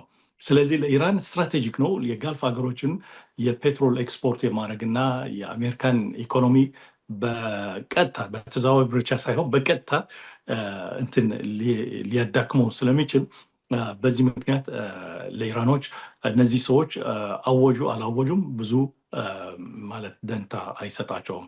ሶስተኛው እዚህ ላይ ምናልባት በታሪክም አንዳንድ ጊዜ ማምጣት ጥሩ ነው ባይነኝ።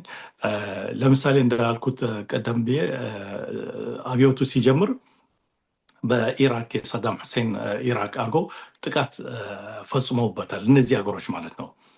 ኢራኖቹ አይረሱትም ይሄን ነገር።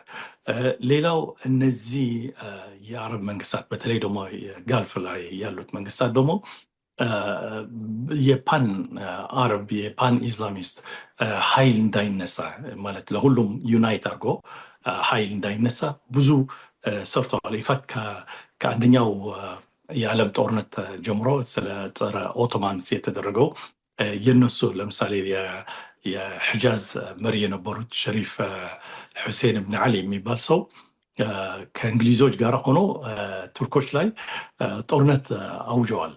የአሁኑ ያሉት የሳውዲ መንግስት አያትም ሳይቀሩ እንደሳ ጸረ ቱርኮች ከእንግሊዞች ጋር ሆኖ ተዋግተዋል። እና ቱርኮችን በዛን ጊዜ ኦቶማን ኤምፓየር ሲባል የነበሩ ከውስጡ እንዲዳከምና እንዲፈርስ ካገዙት ኃይሎች ውስጥ እነዚህ አሁን ያሉት የአረብ ሀገሮቹ መሪዎች ናቸው። በቅደም ተከተል ተሰልፈው እዛ ከብሪታንያ ጋር ሆነው ብሪታንያ ደግሞ ምን ስታደርግ ነበር ያኔ እናንተን በቱርኮች ከመመራት እኛ የራሳችሁ የሆነ የአረቦች እንትን ዩናይትድ የሆነ ኪንግደም እንድትፈጥሩ እናግዛቸዋለን ነበር ያሏቸው።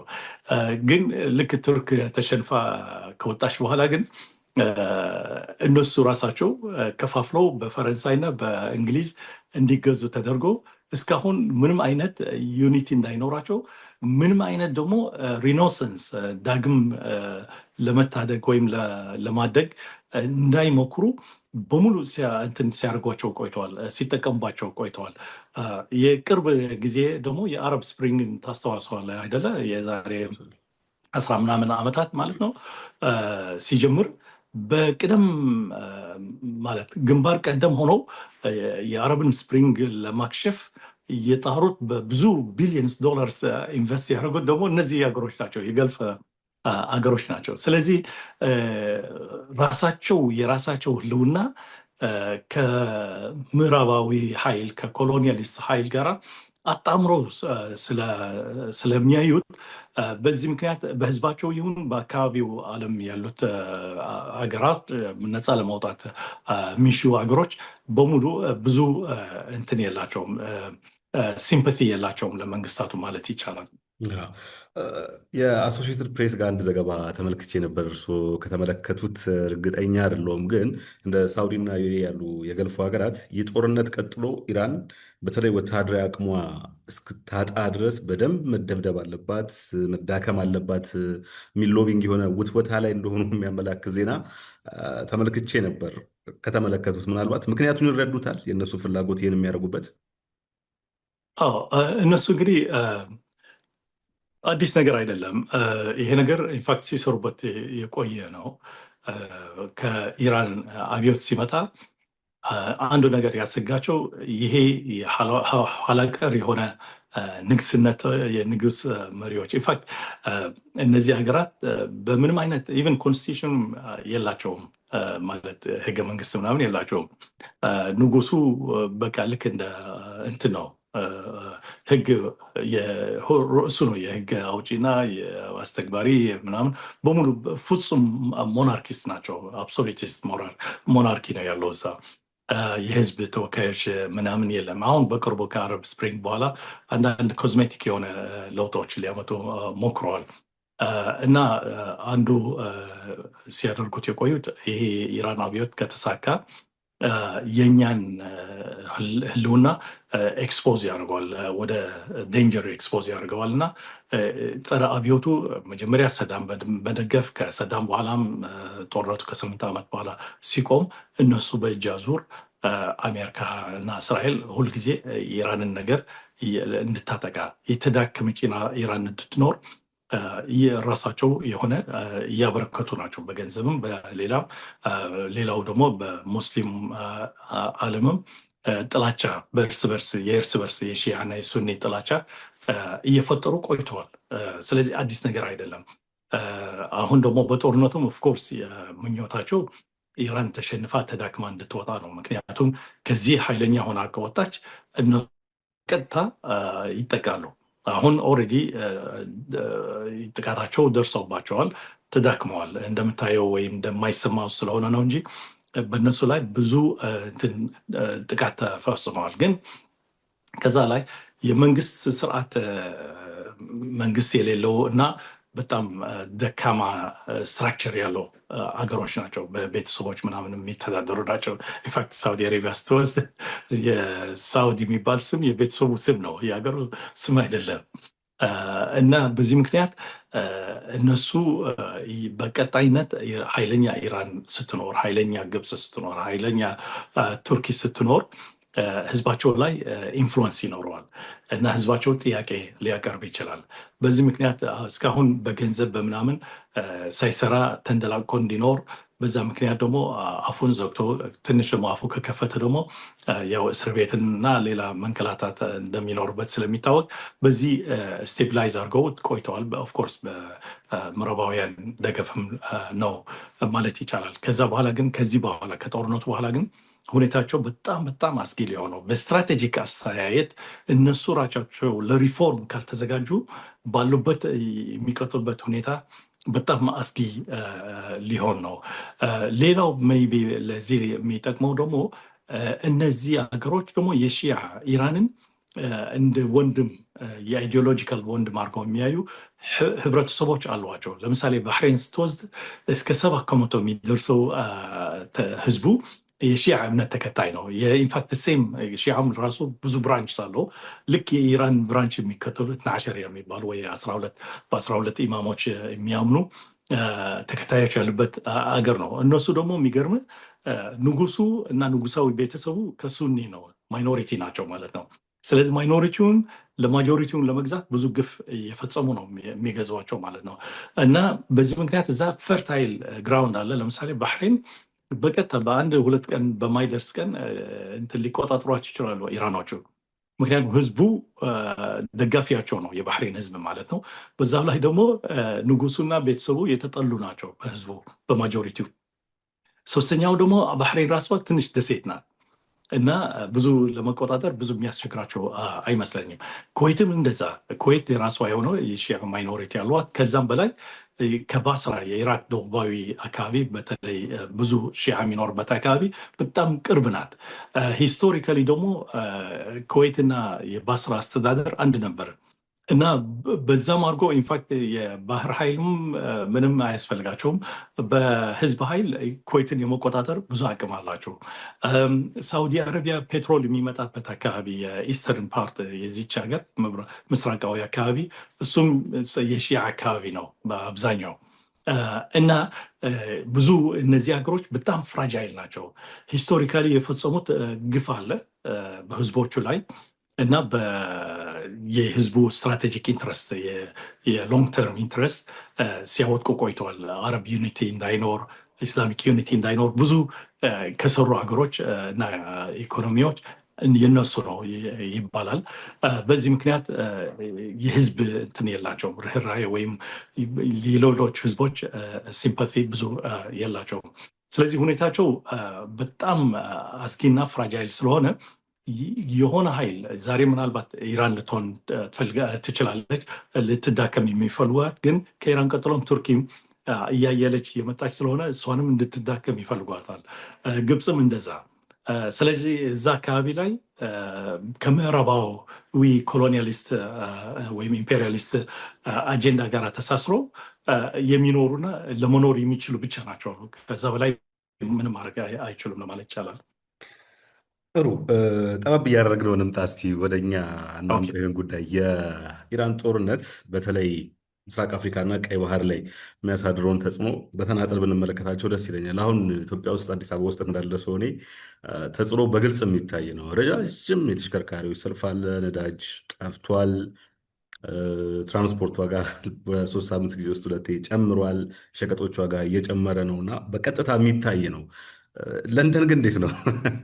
እግረ መንገድ ለንደንም እንደዛ ነው። ኢንፋክት እስካሁን ብዙ ወረፋ ምናምን የለም፣ ግን ባለፈው ሳምንት ርካሽ የማገኝበት ፔትሮል ስቴሽኖች ጋር ሄጄ ሳይ እንትኑ ፓምፑ ተዘግቶ ቆየኝ። ዋጋውም ጨምረዋል፣ በጣም ጨምረዋል እና እየጨመረም ሊሄድ ነው እየተባለ ነው። ስለዚህ እኛም ጋር ደርሰዋል ማለት ይቻላል የኢኮኖሚክ ጫናውን። ግን በአፍሪካ ቀንድ እና በኢትዮጵያ ላይም የሚያስከትለው ጫናዎች አሉት እንዳልከው። ኢንፋክት ኢትዮጵያ ውስጥ ብቻ ሳይሆን በሙሉ የአሲያ ሀገሮች ለምሳሌ ፊሊፒንስ፣ ባንግላዴሽ፣ ስሪላንካ፣ ሌሎቹም ዩኒቨርሲቲና ትምህርት ቤቶች ሳይቀር ለመዝጋት ተገደዋል። በአሁን ጊዜ ፔትሮልም በራሽን መስጠት ጀምረዋል እና ኢትዮጵያ ኦፍኮርስ የዚህን ሰለባ ትሆናለች። የዋጋ እንትን ከፍ ማለት ሌሎችም የአፍሪካ ሀገሮች በዚህ ይጎዳሉ ማለት ነው። የፔትሮል ዋጋ መጨመር ደግሞ ልክ እንደ ዶሚኖ ኢፌክት አለው ሌላውም በሙሉ የትራንስፖርት፣ የቁሳቁስ፣ የምናምን ሁሉ ላይ ኢምፓክት ያደርጋል። ስለዚህ የፔትሮል ዋጋ ጨምር ማለት በቀጥታ የሌላው አካባቢ የኢኮኖሚና የንግድ አካባቢም ዋጋው እየጨመረ ይሄዳል። በዚህ ምክንያት ትናንሽ ሀገሮች በጣም አነስተኛ የሆነ ወይም ደካማ የሆነ ኢኮኖሚ ሲኖራቸው በቀጥታ በአንድ ጊዜ ይጎዳሉ ማለት ይቻላል። በሌላ በኩል ደግሞ ሁሉም ነገር ጥቅምና ጉዳት አለው። ስለዚህ ይሄ ጉዳቱ ከሆነ ጥቅሙስ ምንድነው ሊባል ከሆነ በተለይ በኢማራቶች ሲያካሂዱት የነበረው ጣልቃ ገብነትና የእርስ በርስ መዋጋት ሱዳን፣ ሊቢያ ላይ ሲታይ ነበር። ሶማሊያም በከፊል የመንም ሲታይ ቆይተዋል እና እነዚህ ምናልባት አሁን በአዎንታዊ የኢማራቶች የዚህ አካባቢ ላይ ሲያደርጉት የቆዩት ጣልቃ ገብነት እንዲያቋርጡ ወይም ደግሞ እንዲቀንሱ ሊያስገድታቸው ይችላል። ስለዚህ ይሄ ሌላው ደግሞ ፖዚቲቭ ሳይዱ ነው ማለት ይቻላል። እዛ ጦርነት ቢሆንም እዚህ ሰላም ሰጥተዋል ነው በተዘዋዋሪ የነሱ አለመኖር። ጥሩ። በዚህ ሁኔታ ከቀጠለ ግን ማለት ጦርነቱ ከቀጠለ ነዳጅ አቅርቦቱም ሳይገኝ እንደዚሁ ከቀጠለ እዚህ በተለይ አፍሪካ ቀንድ ላይ ያሉ ሀገራት ላይ ምን አይነት የከፋ ውጤት ሊመጣ ይችላል? ኢትዮጵያ ቅድም ማለት እንዳመለከት ነው ለምሳሌ በ1973 በእስራኤልና በግብፅ ወይም አረቦች ጋር ጦርነት ሲደረግ ያኔ በንጉስ ፈይሰል የሚባል የሳውዲ አረቢያ ንጉስ ውሳኔ ፔትሮል ወደ ምዕራብ ኤክስፖርት እንዳያደርጉ ወይም ወደ ዓለም ኤክስፖርት እንዳያደርጉ አቁመውት ነበር። ያ በቀጥታ ዋጋ ጭማሪ አስከተለ። ጦርነቱም በቶሎ እንዲቋጭና በእስራኤልና በግብፅ መንግስት ደግሞ የሰላም ስምምነት እንዲፈረም ይሄ ካምፕ ዴቪድ ሰላም ስምምነት የተባለ የሚጠራው እንዲፈረም ተገደዋል። የዚያን ጊዜ እንግዲህ የዋጋ ማለት መጨመር ታክሲዎች፣ ትራንስፖርት ላይ ብዙ ጫና ስለፈጠረ በዛ የተጀማመረ የህዝብ አመፅ ንጉሱን የኢትዮጵያ ንጉስ ኃይለስላሴ ለማውደቅ ችለዋል ማለት ነው። ይሄ አንዱ ፋክተር ነበር። ሌሎች ፋክተሮችም ነበሩበት፣ ግን አትሊስት የፔትሮል ዋጋ መጨመር ያኔ ዋና አንድ ከዋና ፋክተሮች ነበሩ ማለት ነው። እንደዛም አይነት አሁንም ሊያስከትል ይችላል። በተለይ ኢትዮጵያ ውስጥ አሁን የኢኮኖሚ ችግር እንዳለ ይታወቃል። የኢንፍሌሽን ደግሞ በጣም የኢትዮጵያ ብር ዋጋው እየቀነሰ የሄደ መሆኑን ይታወቃል። ሌላው ለምሳሌ የአስተማሪዎች፣ የሐኪሞች አመፅ ወይም ደግሞ ደሞዝ ይጨመርልን ምናምን የሚል ጥያቄዎች ሲቀርቡ ቆይተዋል ከባለፉት ጥቂት ዓመታት ጀምሮ ማለት ነው።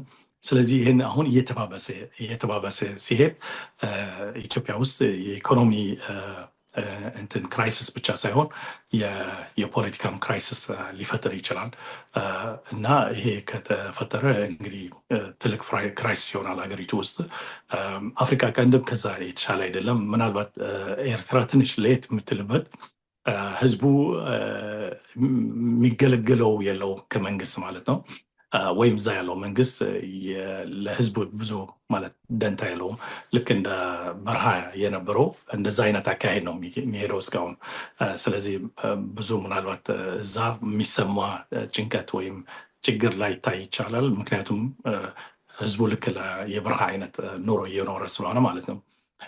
ሶማሊያዎቹ ትንሽ ክፍት ነው ሀገሩ ማለት ሶማል በተለይ በቢዝነስና በሌላ ግን መንግስት ደግሞ አለ ማለት ትንሽ ያስቸግራል። ምክንያቱም መንግስት የሚቆጣጠሩ የመንግስት መሰረተ ልማቶች የሆኑ አካባቢዎች በጣም ጠባብ ስለሆኑ ብዙ ለውጥ የሚያመጣ አይመስለኝም ካለው ሁኔታዎች። ሱዳንም እንደዛ ማለት በአሁኑ ጊዜ ኢንፋክት በክራይሲስ ነው ያለው ኦልሬዲ ከባለፉት 2-3 ዓመታት ጀምሮ እርስ በርስ ጦርነት ብቻ ሳይሆን መንግስትም ራሱ የጦርነት መንግስት ነው ያለው፣ የሰላም መንግስት ወይም የአስተዳደር መንግስት አይደለም። ስለዚህ ትልቁ ክራይሲስ ምናልባት ከኢትዮጵያም ቀጥሎ እና ኬንያ ሌላ የተረጋጋ አይነት አስተዳደር የቆየባቸው እነዚህ ምናልባት ትልቁ ጉዳት እነሱ ላይ ይደርስና ትልቁ የሚታየው ክራይሲሱ እነዚህ አካባቢዎች ሊሆን ይችላል ባይ ነኝ። እስቲ ወደ ቀይ ባህር እንሂድና ሁቲ ያው ጥቃት ሲፈጽም እንደነበር እናስታውሳለን። ቀይ ባህር ላይ ኢላማ ያደረጋቸው መርከቦች ላይ አሁንም ውግንናው ይታወቃል። ያላቸው ግንኙነት ቅድምም አንስተነዋል እና ጥቃቱን አጠናክሮ ሊቀጥል ይችላል በዚህ ሰዓት። እንግዲህ ልክ እንደ ሆርሙዝ ስትሬት የቀይ ባህሩ ደግሞ የባበል መንደብ በጣም አስፈላጊ ስትራቴጂካዊ ክንፍ የኢራን ነው ማለት ይቻላል። ስለዚህ የማይጠቀሙበት ምክንያት አይታየኝም። አንደኛው በጣም አስፈላጊ የሆነ የንግድ መስመር ስለሆነ እሱም ከሆርሙዝ ያላነሰ ጫና ሊፈጥር ይችላል። ኢንፋክት የበለጠም ሊፈጥር ይችላል። ሁለተኛው ደግሞ በጅቡቲ ውስጥ አሉ የአሜሪካ እና የሌሎች አገሮች ሚሊተሪ ካምፕስ አሉ። ጅቡቲ ደግሞ ከየመን የአንድ መድፍ የሚሳይልም የሚያስፈልገው ነገር አይደለም። ስለዚህ ምናልባት ከጅቡቲ ተነስቶ የሆነ ጥቃት ከተፈጸመ ኢራን ውስጥ ወይም የመን ውስጥ እሱን ምክንያት አድርጎ ጅቡቲ የማያጠቁበት ምክንያት አይታየኝም። ስለዚህ የጊዜ ጉዳይ ካልሆነ ይሄ አካባቢ ኢንፋክት የክራይሲሱ አካል ሆኖ የማይቀጥልበት ምክንያት አይኖርም። ሌላው ደግሞ አሁን በሶማሌላንድ እና በእስራኤል የሚደረገው ስምምነቶች የሆነ ነገር ሚሊተሪ ካምፕ ወይም ሌላ አይነት የወታደራዊ ነገር ከተፈጠረ እዛ ሶማሌላንድ አካባቢም እሱም ታርጌት ሊያደርጉት ይችላሉ። ሶስተኛው ደግሞ የቀይ ባህር ጸጥታ አስከባሪ ሲስተም እስካሁን አልተመሰረተም። ኢፌክቲቭ የሆነ ሲስተም ማለት ነው። የሴኪሪቲ ሬጂም የለም እዛ አካባቢ። ለምሳሌ ተደርጎ ተሞክሮ ነበር በሳውዲ መሪነት የቀይ ባህር አካባቢ ያሉት ሀገሮች እንዲሳተፉ ተብሎ ኤርትራ አልተሳተፈችበትም፣ ግን ሙከራዎች እንደነበሩ ይታወቃል። እስካሁን ደግሞ የአካባቢው ሀገሮች የራሳቸው የሆነ የጸጥታ የማስከበር አቅም አልገነቡም ያሉት እስካሁን። በዚህ ምክንያት ይህ አካባቢ ኢንፋክት በሚደረገው የዓለም አቀፍ ጦርነቶች አንዱ አካባቢ ሊሆን ይችላል። በቀዝቃዛ ጦርነትም ውስጥ በአሜሪካና በሶቪየቶች እዚህ አካባቢ ላይ ብዙ ሞቅ ያለ ፍልሚያ ሲደረግ ቆይተዋል። ስለዚህ በጣም እንትን ነው፣ ሴንሲቲቭ አካባቢ ነው። ከጋልፍ ደግሞ ብዙ የራቀ አካባቢ አይደለም። በተጨማሪም በፔትሮል ንግድ ይሁን በሌላ ንግድ ደግሞ ዋና መስመር ነው። በዚህ ምክንያት ይኖረዋል ማለት ኢምፓክት ይኖረዋል እዚህ አካባቢ ላይ። ለሁቲ እያነሳን ነበረ ቅድም። ልክ እንደ ሆርሙዝ ሁሉ አንድ አካል ለምሳሌ ኢራን እዛ ጋር አዛዥ ናዛዥ እንደሆነችው ባቤል መንደብን ሊቆጣጠር በውጫ መግቢያውን ሊዘጋ የሚችል ኃይል አለ እዛ አካባቢ የኢራንን ያህል። መቼም እንዳልኩት እነዚህ አይነት ጠባብ አካባቢዎች ለመቆጣጠር ወይም ደግሞ ለመረበሽም ስቴትመንቱ ብቻ ይበቃል። እኛ በዚህ የሚያልፍ መርከቦች እናጠቃለን ካሉ በቀጥታ የኢንሹራንስ እና የሌላ የንግድ ነገሮች በጣም ይዛባሉ እና እንዳልኩት ብዙ አቅም አይጠይቅም ለመረበሽ ወይም ደግሞ ትንሽ አለመረጋጋት ለመፍጠር ብዙ አቅም አይጠይቅም። ሌላ እንደ ምሳሌ ልጠቅስልህ፣ ለምሳሌ በአየርላንድ የሚባል አካባቢ የሰሜን አየርላንድ ታጣቂ ነበር፣ የብሪታንያ አገዛዝ እዛ ማይደግፍ ማለት ነው። እና ለብዙ ዓመታት እዛው አካባቢ እዛ ክልሉ አካባቢ የሰሜን አየርላንድ ክልል እዛ ሲዋጋ ነበር ከብሪታንያ ፖሊስ እና ከብሪታንያ ሰራዊት። ከዛ ወደ መጨረሻ 80ዎቹ አካባቢ ወይም መጀመሪያ 90ዎቹ ጉዳዩ ወደ ለንደን አሸጋገረው፣ ወደ ሜይንላንድ ብሪታንያ አሸጋገረው እና የፈጸመው ጥቃት በጣም ጥቂት ነው።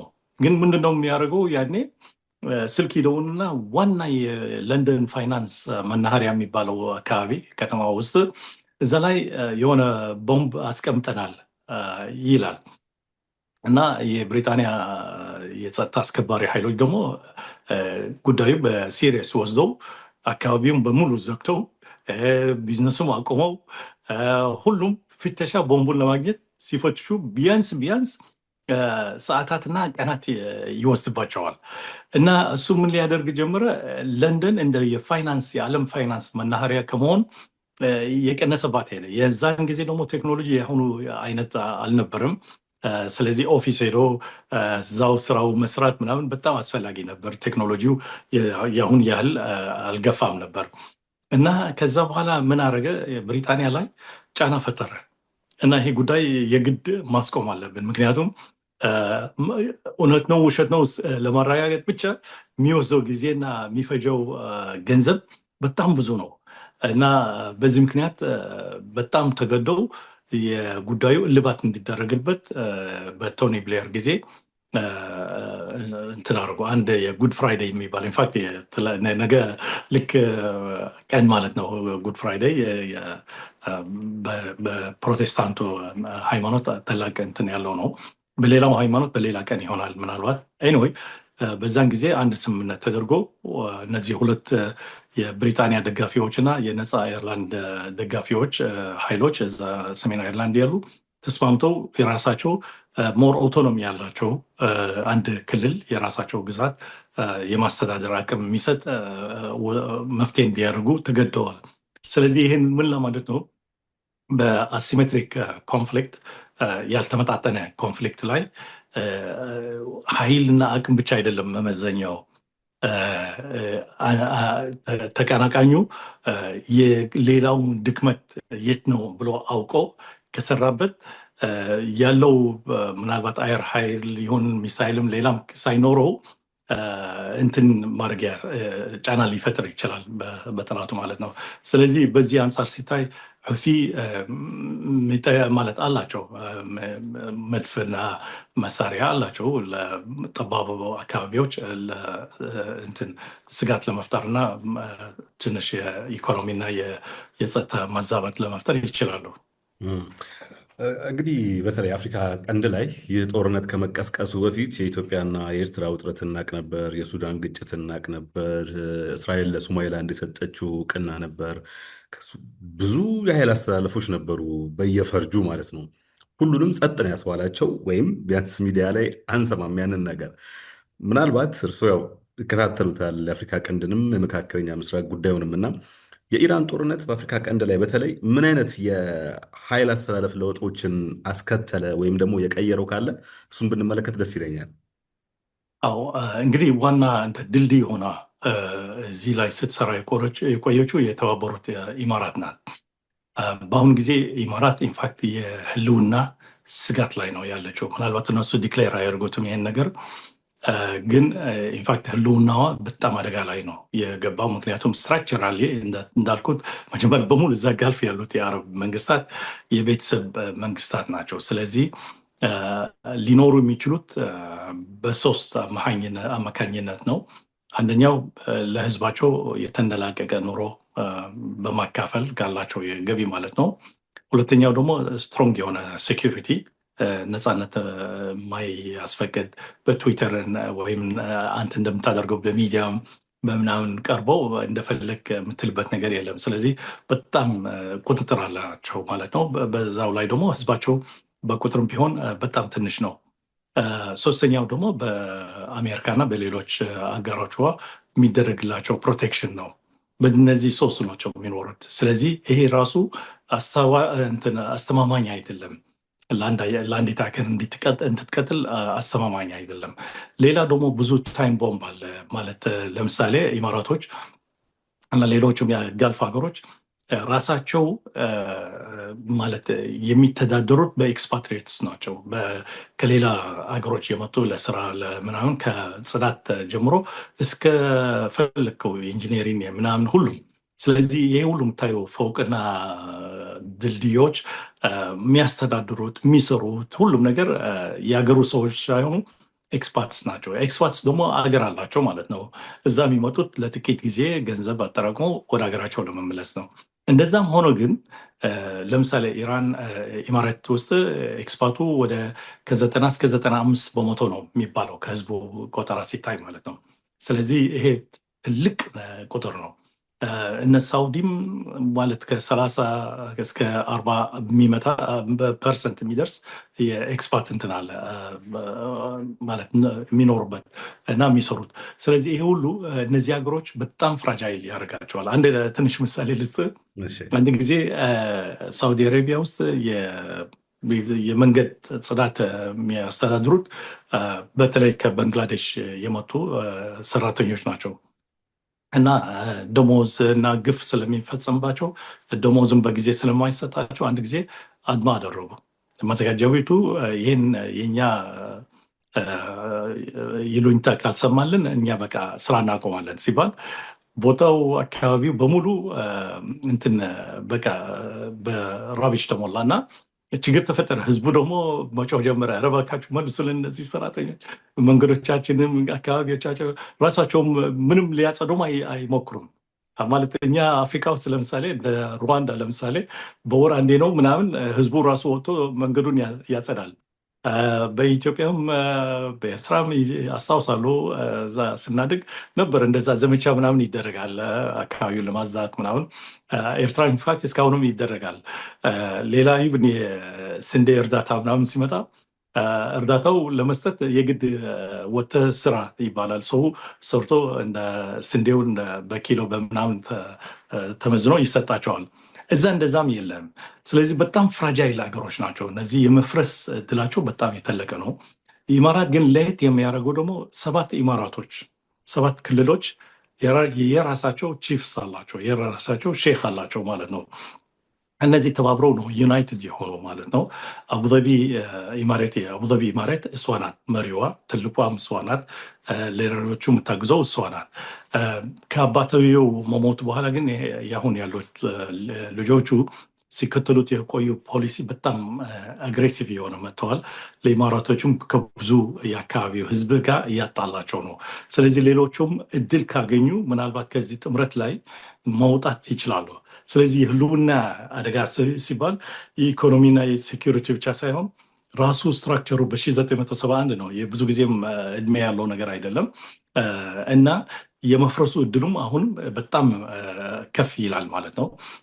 በዚህ ምክንያት የኢማራቶች እዚህ ላይ ማለት በዚህ ሁኔታ ላይ ማግኘታቸው ራሳቸውን ለሌላው አካባቢ የሚከተሉት ፖሊሲ ሊያዳክመው ነው። ሊያዳክመው ብቻ ሳይሆን ሊያቆመውም ነው።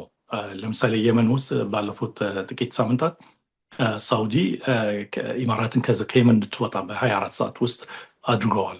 ስለዚህ ምናልባት የመኒዎቹ ኢማራትን ፖሊሲና ገንዘብ ወስደው የኢማራትን ፖሊሲ ለማስተግበር የሚሞክሩ ሊኖሩ ይችላሉ። ግን ፊዚካሊ ከዛ ሀገር እንድትወጣ አድርገዋል በ24 ሰዓት ውስጥ ማለት ነው። ሲክሬት አይደለም፣ ይሄ ፓብሊክ ኖውሌጅ ነው እና ይህ ነገር ብዙ ለውጥ ሊያመጣ ነው የሚል አስተያየት አለኝ። በአካባቢው ላይ ጉዳቱ አለ፣ ግን ፖዚቲቭ ሳይዱ ደግሞ ይሄን ሊሆን ነው። ትንሽ ሀመር ብናደርገው ደስ ይለኛል። ትንሽ አጽንኦት ብንሰጠው እዚህ ጋር የዩኤኢ እጅ ይታወቃል። እንግዲህ ከሱዳን እስከ ሊቢያ፣ የመን አሁን እንዳነሱት በጣም ሰፊ ነው እጇ። የእሷ እዛ መከርከም ምናልባትም ደግሞ አሁን ኢትዮጵያና ኤርትራ ሲሰጋ የነበረው ለተከታታይ 2 ዓመታት ማለት ይቻላል እንዳይቀሰቀስ ሲሰጋ የነበረው ጦርነት አሁን ካልም ሆኗል፣ ዝም ሆኗል እና በቀንዱ ላይ ምናልባት እሷ እዛ በትምህርት ጥቅስ ውስጥ አደቧን ከገዛች ቀንዱ ምናልባትም እስከ ሰሜን አፍሪካ እስከ ሊቢያ ድረስ በዘለቄታው ሰላም ሊያገኝ የሚችልበት እድል ሊኖር ይሆን?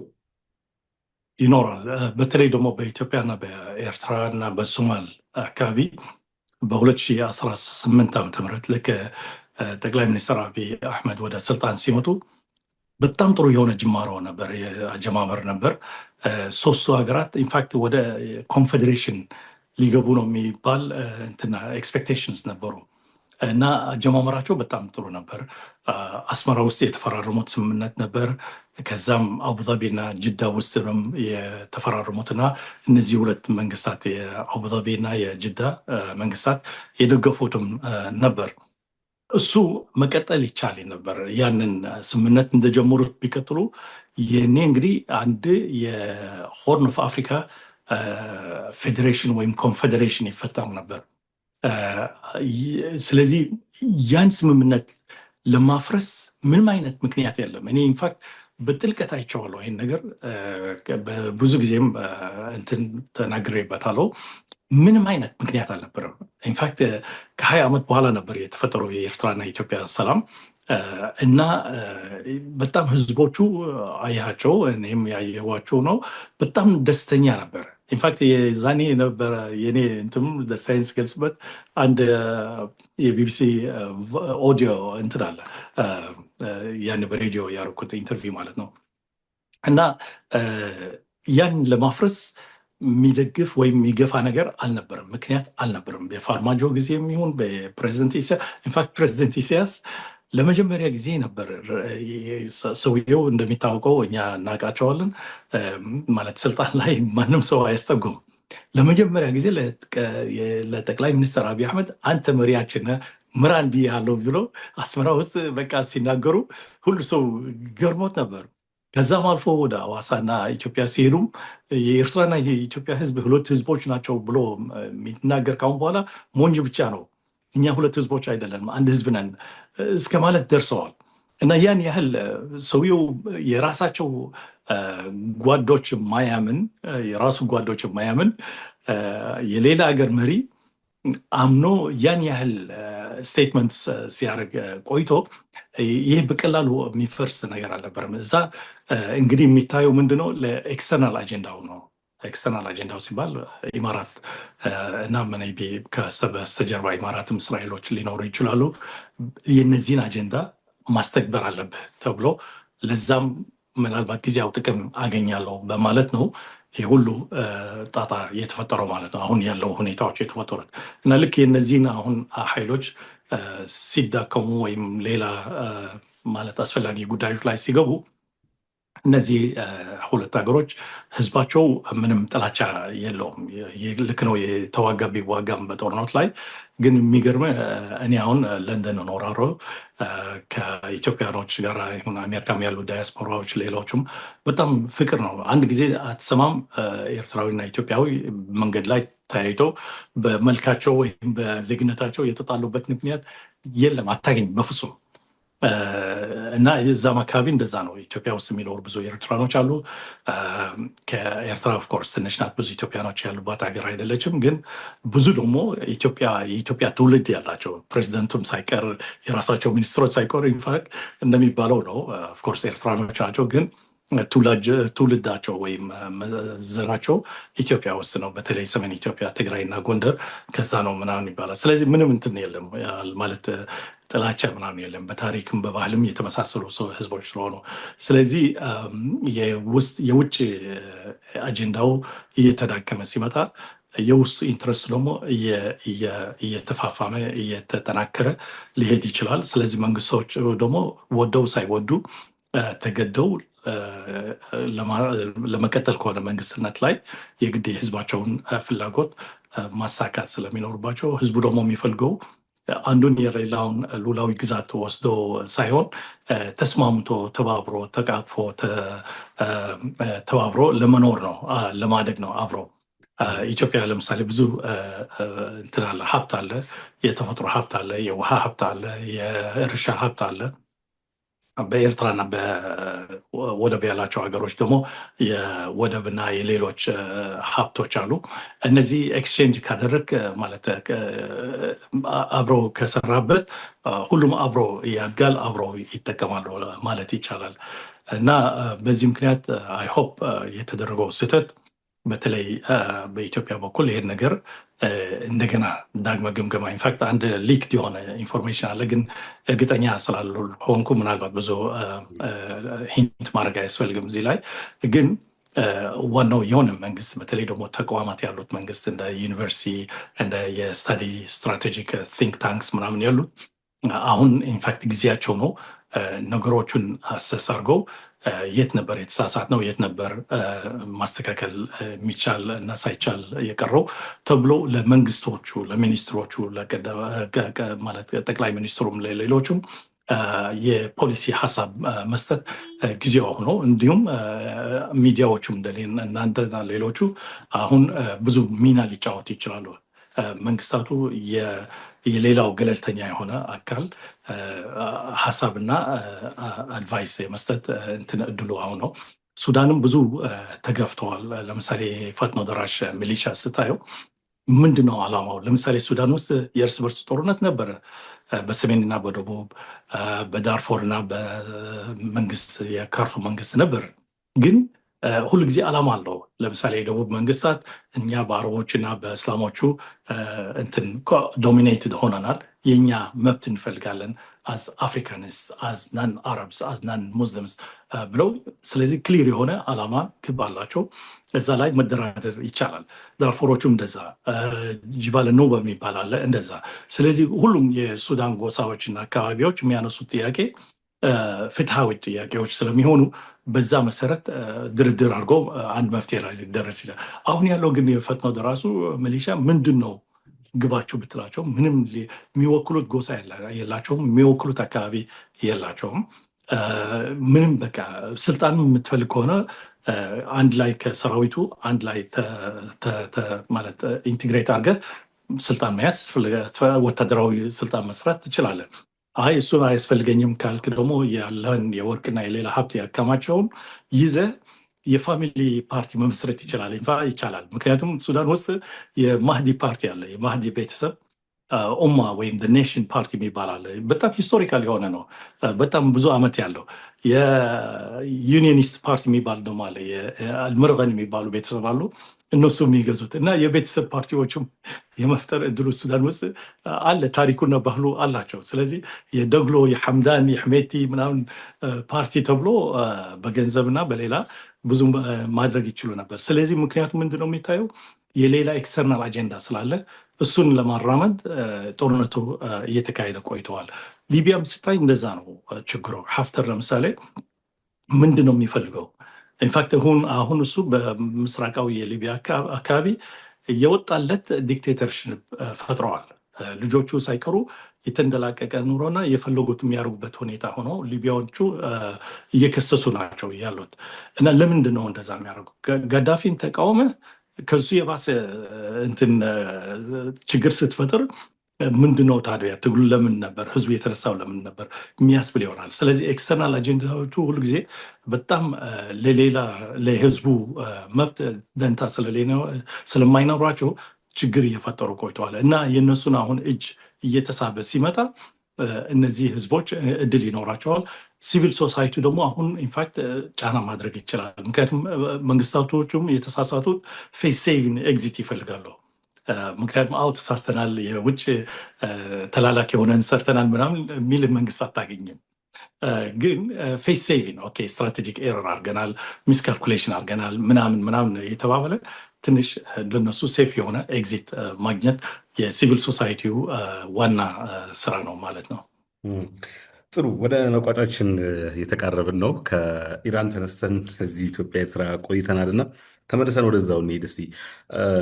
በዚህ 5 እና 6 ሳምንታት ጊዜ ውስጥ ከሶስቱም ሀገራት ሊሆኑ ይችላሉ፣ ማለትም አሜሪካና እስራኤል እንዲሁም ኢራን፣ ከነሱም ባሻገር ሊሆኑ ይችላል። ከጦርነቱ ማን ምን አተረፈ? አሁን ሩሲያ ስሟ ደጋግሞ ሲጠራ እንሰማለን ከኦይል ጋር በተያያዘ።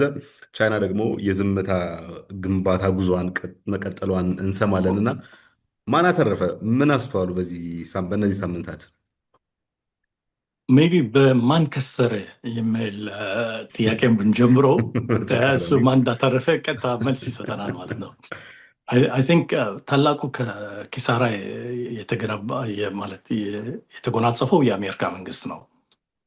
ኢንፋክት ከዚህ ጦርነት በኋላ የትራምፕ ፕሬዚደንትነት ብዙ የሚቀጥል አይመስለኝም። የአሜሪካ ሕዝብ ከ60% በላይ ጦርነቱ አይደግፈውም። ይሄ ደግሞ የቀጠለ ሊሆን ነው። ባለፉት ቀናት ብዙ የአመፅ አድማዎች ተደርገዋል እና በሚሊዮኖች የሚሆኑ ወጥተዋል። ኦፍኮርስ ሚዲያውን ብዙ አላንጸባረቀውም፣ ግን የህዝብ ደገፌታ እንደሌለው እየታወቀ ነው ያለው። ስለዚህ ዋናው ኪሳራ የሚሆነው በአሜሪካ ነው። ሌላው ደግሞ በአሜሪካ ሄጂሞኒ ላይ ነው። አሜሪካ ለምሳሌ ከ1989-90ዎቹ የሶቪየት ህብረት ከመፍረሱ በኋላ ዋነኛ የዓለም ኃይለኛ ሀገር ሆና ቆይታለች እና ከዛ ጀምሮ ስታካሂደው የቆየ ግን የአንድ የሀያል መንግስት እና ዓለምን ለማስተዳደር ብቃት ያለው መንግስት ሳይሆን ልክ የሽፍቶች አይነት ነው። ለምሳሌ በቬኔዙዌላ ላይ ያደረጉት፣ ኪባ ላይ እያደረጉት ያሉት፣ አፍጋኒስታን፣ ሌሎች አካባቢዎች ኢቨን ሰዳም ሁሴን ኢራቅም ሲመቱት በምን ምክንያት ነው የተመታው? ምንም ምክንያት አልነበረም። የዌፐንስ ኦፍ ማስ ዲስትራክሽን ልክ አሁን ኢራኖች እንደሚሉት ያሉት እንደዛ ነው አምርተዋል፣ ሊያጠቃን ነው ምናምን ተብሎ ዓለምን አሳስተው አወደቁት ስርዓቱን። ምንም አልተገኘም ሲባል የቆየው ማለት ነው። ግን አገሪቱ አሁን የግብረ ሽበርተኞች እና የሌሎች ናን ስቴት አክተርስ መናኸሪያ ሆነች ማለት ነው። ኢንፋክት ለኢራኖች ትልቅ ጊፍት ነው የሰጧቸው። ኢራቅ ልክ እንዳለች በኢራን የኢንፍሉዌንስ ስፊር እንድትገባ አድርገዋታል። ሰዳም ግን ሳለ ግን ኢራን ወደዛም ያስጠጋ ነገር አልነበራትም ማለት ኃይለኛ ጠንካራ መንግስት ስለነበር ማለት ነው። ሲሪያም ላይ ያደረጉት እንደዛ የተሳሳተ ስትራቴጂ ነበር። አሁን ሲሪያ ኢንፋክት በጣም ተከፋፍላለች። አገሪቷ ራሷ አንዱ አካባቢ የቱርኪ ኢንፍሉዌንስ ላይ ነው፣ ሌላው አካባቢ ደግሞ የእስራኤል ኢንፍሉዌንስ ውስጥ ገብተዋል እና ቱርኪና እስራኤሎች አሁን የሚፋለሙበት ሜዳ ሆነዋል ማለት ነው። ሱሪያ በሙሉ የመንም እንደዛ ብዙ ጥፋት ተፈጽመዋል የመን ላይ፣ ምክንያታዊ ያልሆነ ጥፋት ማለት ነው። በዚህ ምክንያት የአሜሪካን ሄጅሞኒ አሁን ኢንፋክት ትልቅ ኮስችን ማርክ ውስጥ ገብተዋል። ቻይና እና ሩሲያ ደግሞ ኦፍኮርስ ጥቅም አላቸው እዚህ ላይ። ለሩሲያ ለምሳሌ በዩክሬን ስታደርገው የቆየችው ዩክሬን በ3 ቀን መቆጣጠር ትችል ነበር፣ ግን በአሜሪካና በኔቶ ድጋፍ ዩክሬን እስካሁን ሬዚስት ለማድረግ አስችለዋታል ለ3 ዓመታት ያህል። አሁን ግን ይሄ ነገር ትንሽ አቴንሽኑ ወደ ሌላ ሄደዋል። ለሩሲያም እድል ፈጥረዋል። ለምሳሌ በአርሜኒያ አድርጎ ኢራንን በቀጣይነት ለማስታጠቅና ለመደገፍ በሳተላይትም በሌላ ቴክኖሎጂም ለመደገፍ አሁን እድል አላት። ልክ ዩክሬን ላይ እንደደረሰባት አሜሪካ ደግሞ ኢራን ላይ ደግሞ ያደርጉታል። እነዚህ ታላላቅ ኃይሎች ለምሳሌ አሜሪካ ቪየትናም ላይ ሽንፈቷ በቪየትናሞች ትግል ብቻ አልነበረም። ሌሎች እነ ሩሲያ መሳሰሉት ድጋፍም ነበራቸው፣ ቪየትናሞቹ ማለት ነው። ሩሲያ ወይም ሶቪየት ዩኒየን አፍጋኒስታን ደግሞ ሲሸነፉና እንትን ሲመቱ የአሜሪካ እና የአሜሪካ አጋሮች እነ ፓኪስታን እና ሳውዲ አረቢያ በጣም ትልቅ እንትን ነበራቸው፣ ማለት ኮንትሪቢሽን ነበራቸው እና ያደርጉታል። ስለዚህ ለዚህ አሁን ለሩሲያ ትልቅ እድል ፈጥሮላታል። ለቻይናም እንደዛ። ቻይና ከኢራን ጋር ያላት ግንኙነት ኢንፋክት የህላዊ ግንኙነት ነው። ምክንያቱም አሜሪካ ኢራንን ፔትሮል ከተቆጣጠረች፣ የቬኔዙዌላም ፔትሮል ከተቆጣጠረች ቻይና በጣም ትልቅ የኤነርጂ ክራይሲስ ውስጥ ትገባለች። በዚህ ምክንያት ቻይና ተገዳ አሜሪካ የምትለዋን ማስተግበር ብቻ ነው የምትችለው ማለት ነው ለመኖር ከፈለገች። ስለዚህ ኢንፋክት የኢራን መሸነፍ ከኢራን በላይ ለቻይና በጣም ጎጂ ነው እና የኢራን ማሸነፍ ለቻይና በጣም ጥቅም አለው ማለት ነው። የእስራኤል ጉዳይ ኦፍኮርስ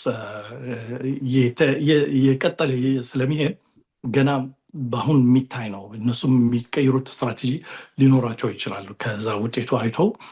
ምክንያቱም በጣም ትልቅ የሆኑ ተቋማት አሏቸው የጥናትና የሌላ እና እነዚህ ነገር ግምት ላይ አስገብተው ስትራቴጂ የመቀየር ፖሊሲ የመቀየር እድል ይኖራቸዋል። ሌላው ከሳሪው ደግሞ ኔቶ ነው። ኔቶ ለምሳሌ ፕሬዚደንት ትራምፕ ለአውሮፓኖች ሲያስቆጣቸው ቆየ። እናንተ ጨምሩበት የምታደርጉት የዲፌንስ ባጀቱን ምናምን እያለ ብዙ እንትን ራሳቸው ላይ ሰልፍ ሪላያንስ እንዲያደርጉ ሲገፋፋቸው ቆይተዋል። አሁን ደግሞ በነፃ እድል ፈጥሮላቸዋል። ለምሳሌ አሁን በቅርቡ ጊዜ የስፓኛ ፕራይም ሚኒስትር እና ሌሎች የአውሮፓ ሀገሮች በግልጽ ኢንፋክት ኢቭን የእኛን አየር ክልል የእኛን ቤዝ አትጠቀም እስኪሉት ደርሰዋል ማለት ነው። ይሄ ኢንፋክት ኔቶ አልቆለታል ማለት ይቻላል። ይሄ አንዱ ውጤቱ ነው። ከኢራን ጦርነት በኋላ የሚመጣው አሰላለፍ በጣም ሊለውጠው ነው። ስለዚህ ኢንፋክት የተገባንበት አሁን የማልቲፖላር ሲስተም እኔ ምን እጨምርለታለሁ መሰለህ እንትን ማልቲፖላር ከማልቲ ሌየር ሲስተም ውስጥ እየገባን ነው። ስለዚህ ታላላቅ ኃይሎች ይኖራሉ። አውሮፓና አሜሪካ እና ሩሲያ እና ቻይና እነዚህ ታላላቅ ሀገሮች ሊሆኑ ነው። ከዛ ደግሞ በከፊል ደግሞ በሁለተኛ ደረጃ የሚሰለፉ እንደ ኢራን፣ ቱርኪ፣ እስራኤል፣ ህንድ፣ ብራዚል ምናምን ደግሞ ሊኖሩ ናቸው ማለት ነው። ከዛ ደግሞ ሶስተኛ ሌየር እና አራተኛ አምስተኛ ያልክ እንደፈለግ መሄድ ትችላለህ ማለት ነው። ስለዚህ የዚህ አይነት ዓለም አሁን እየተገባበት ነው። ሌላው የሚቀረው እንግዲህ ልክ ከሁለተኛ ዓለም ጦርነት በኋላ የተደረገው ስምምነቶች እንደዛ አይነት ስምምነቶች ተደርጎ አዲስ የዓለም ኦርደር ተፈጥሯል።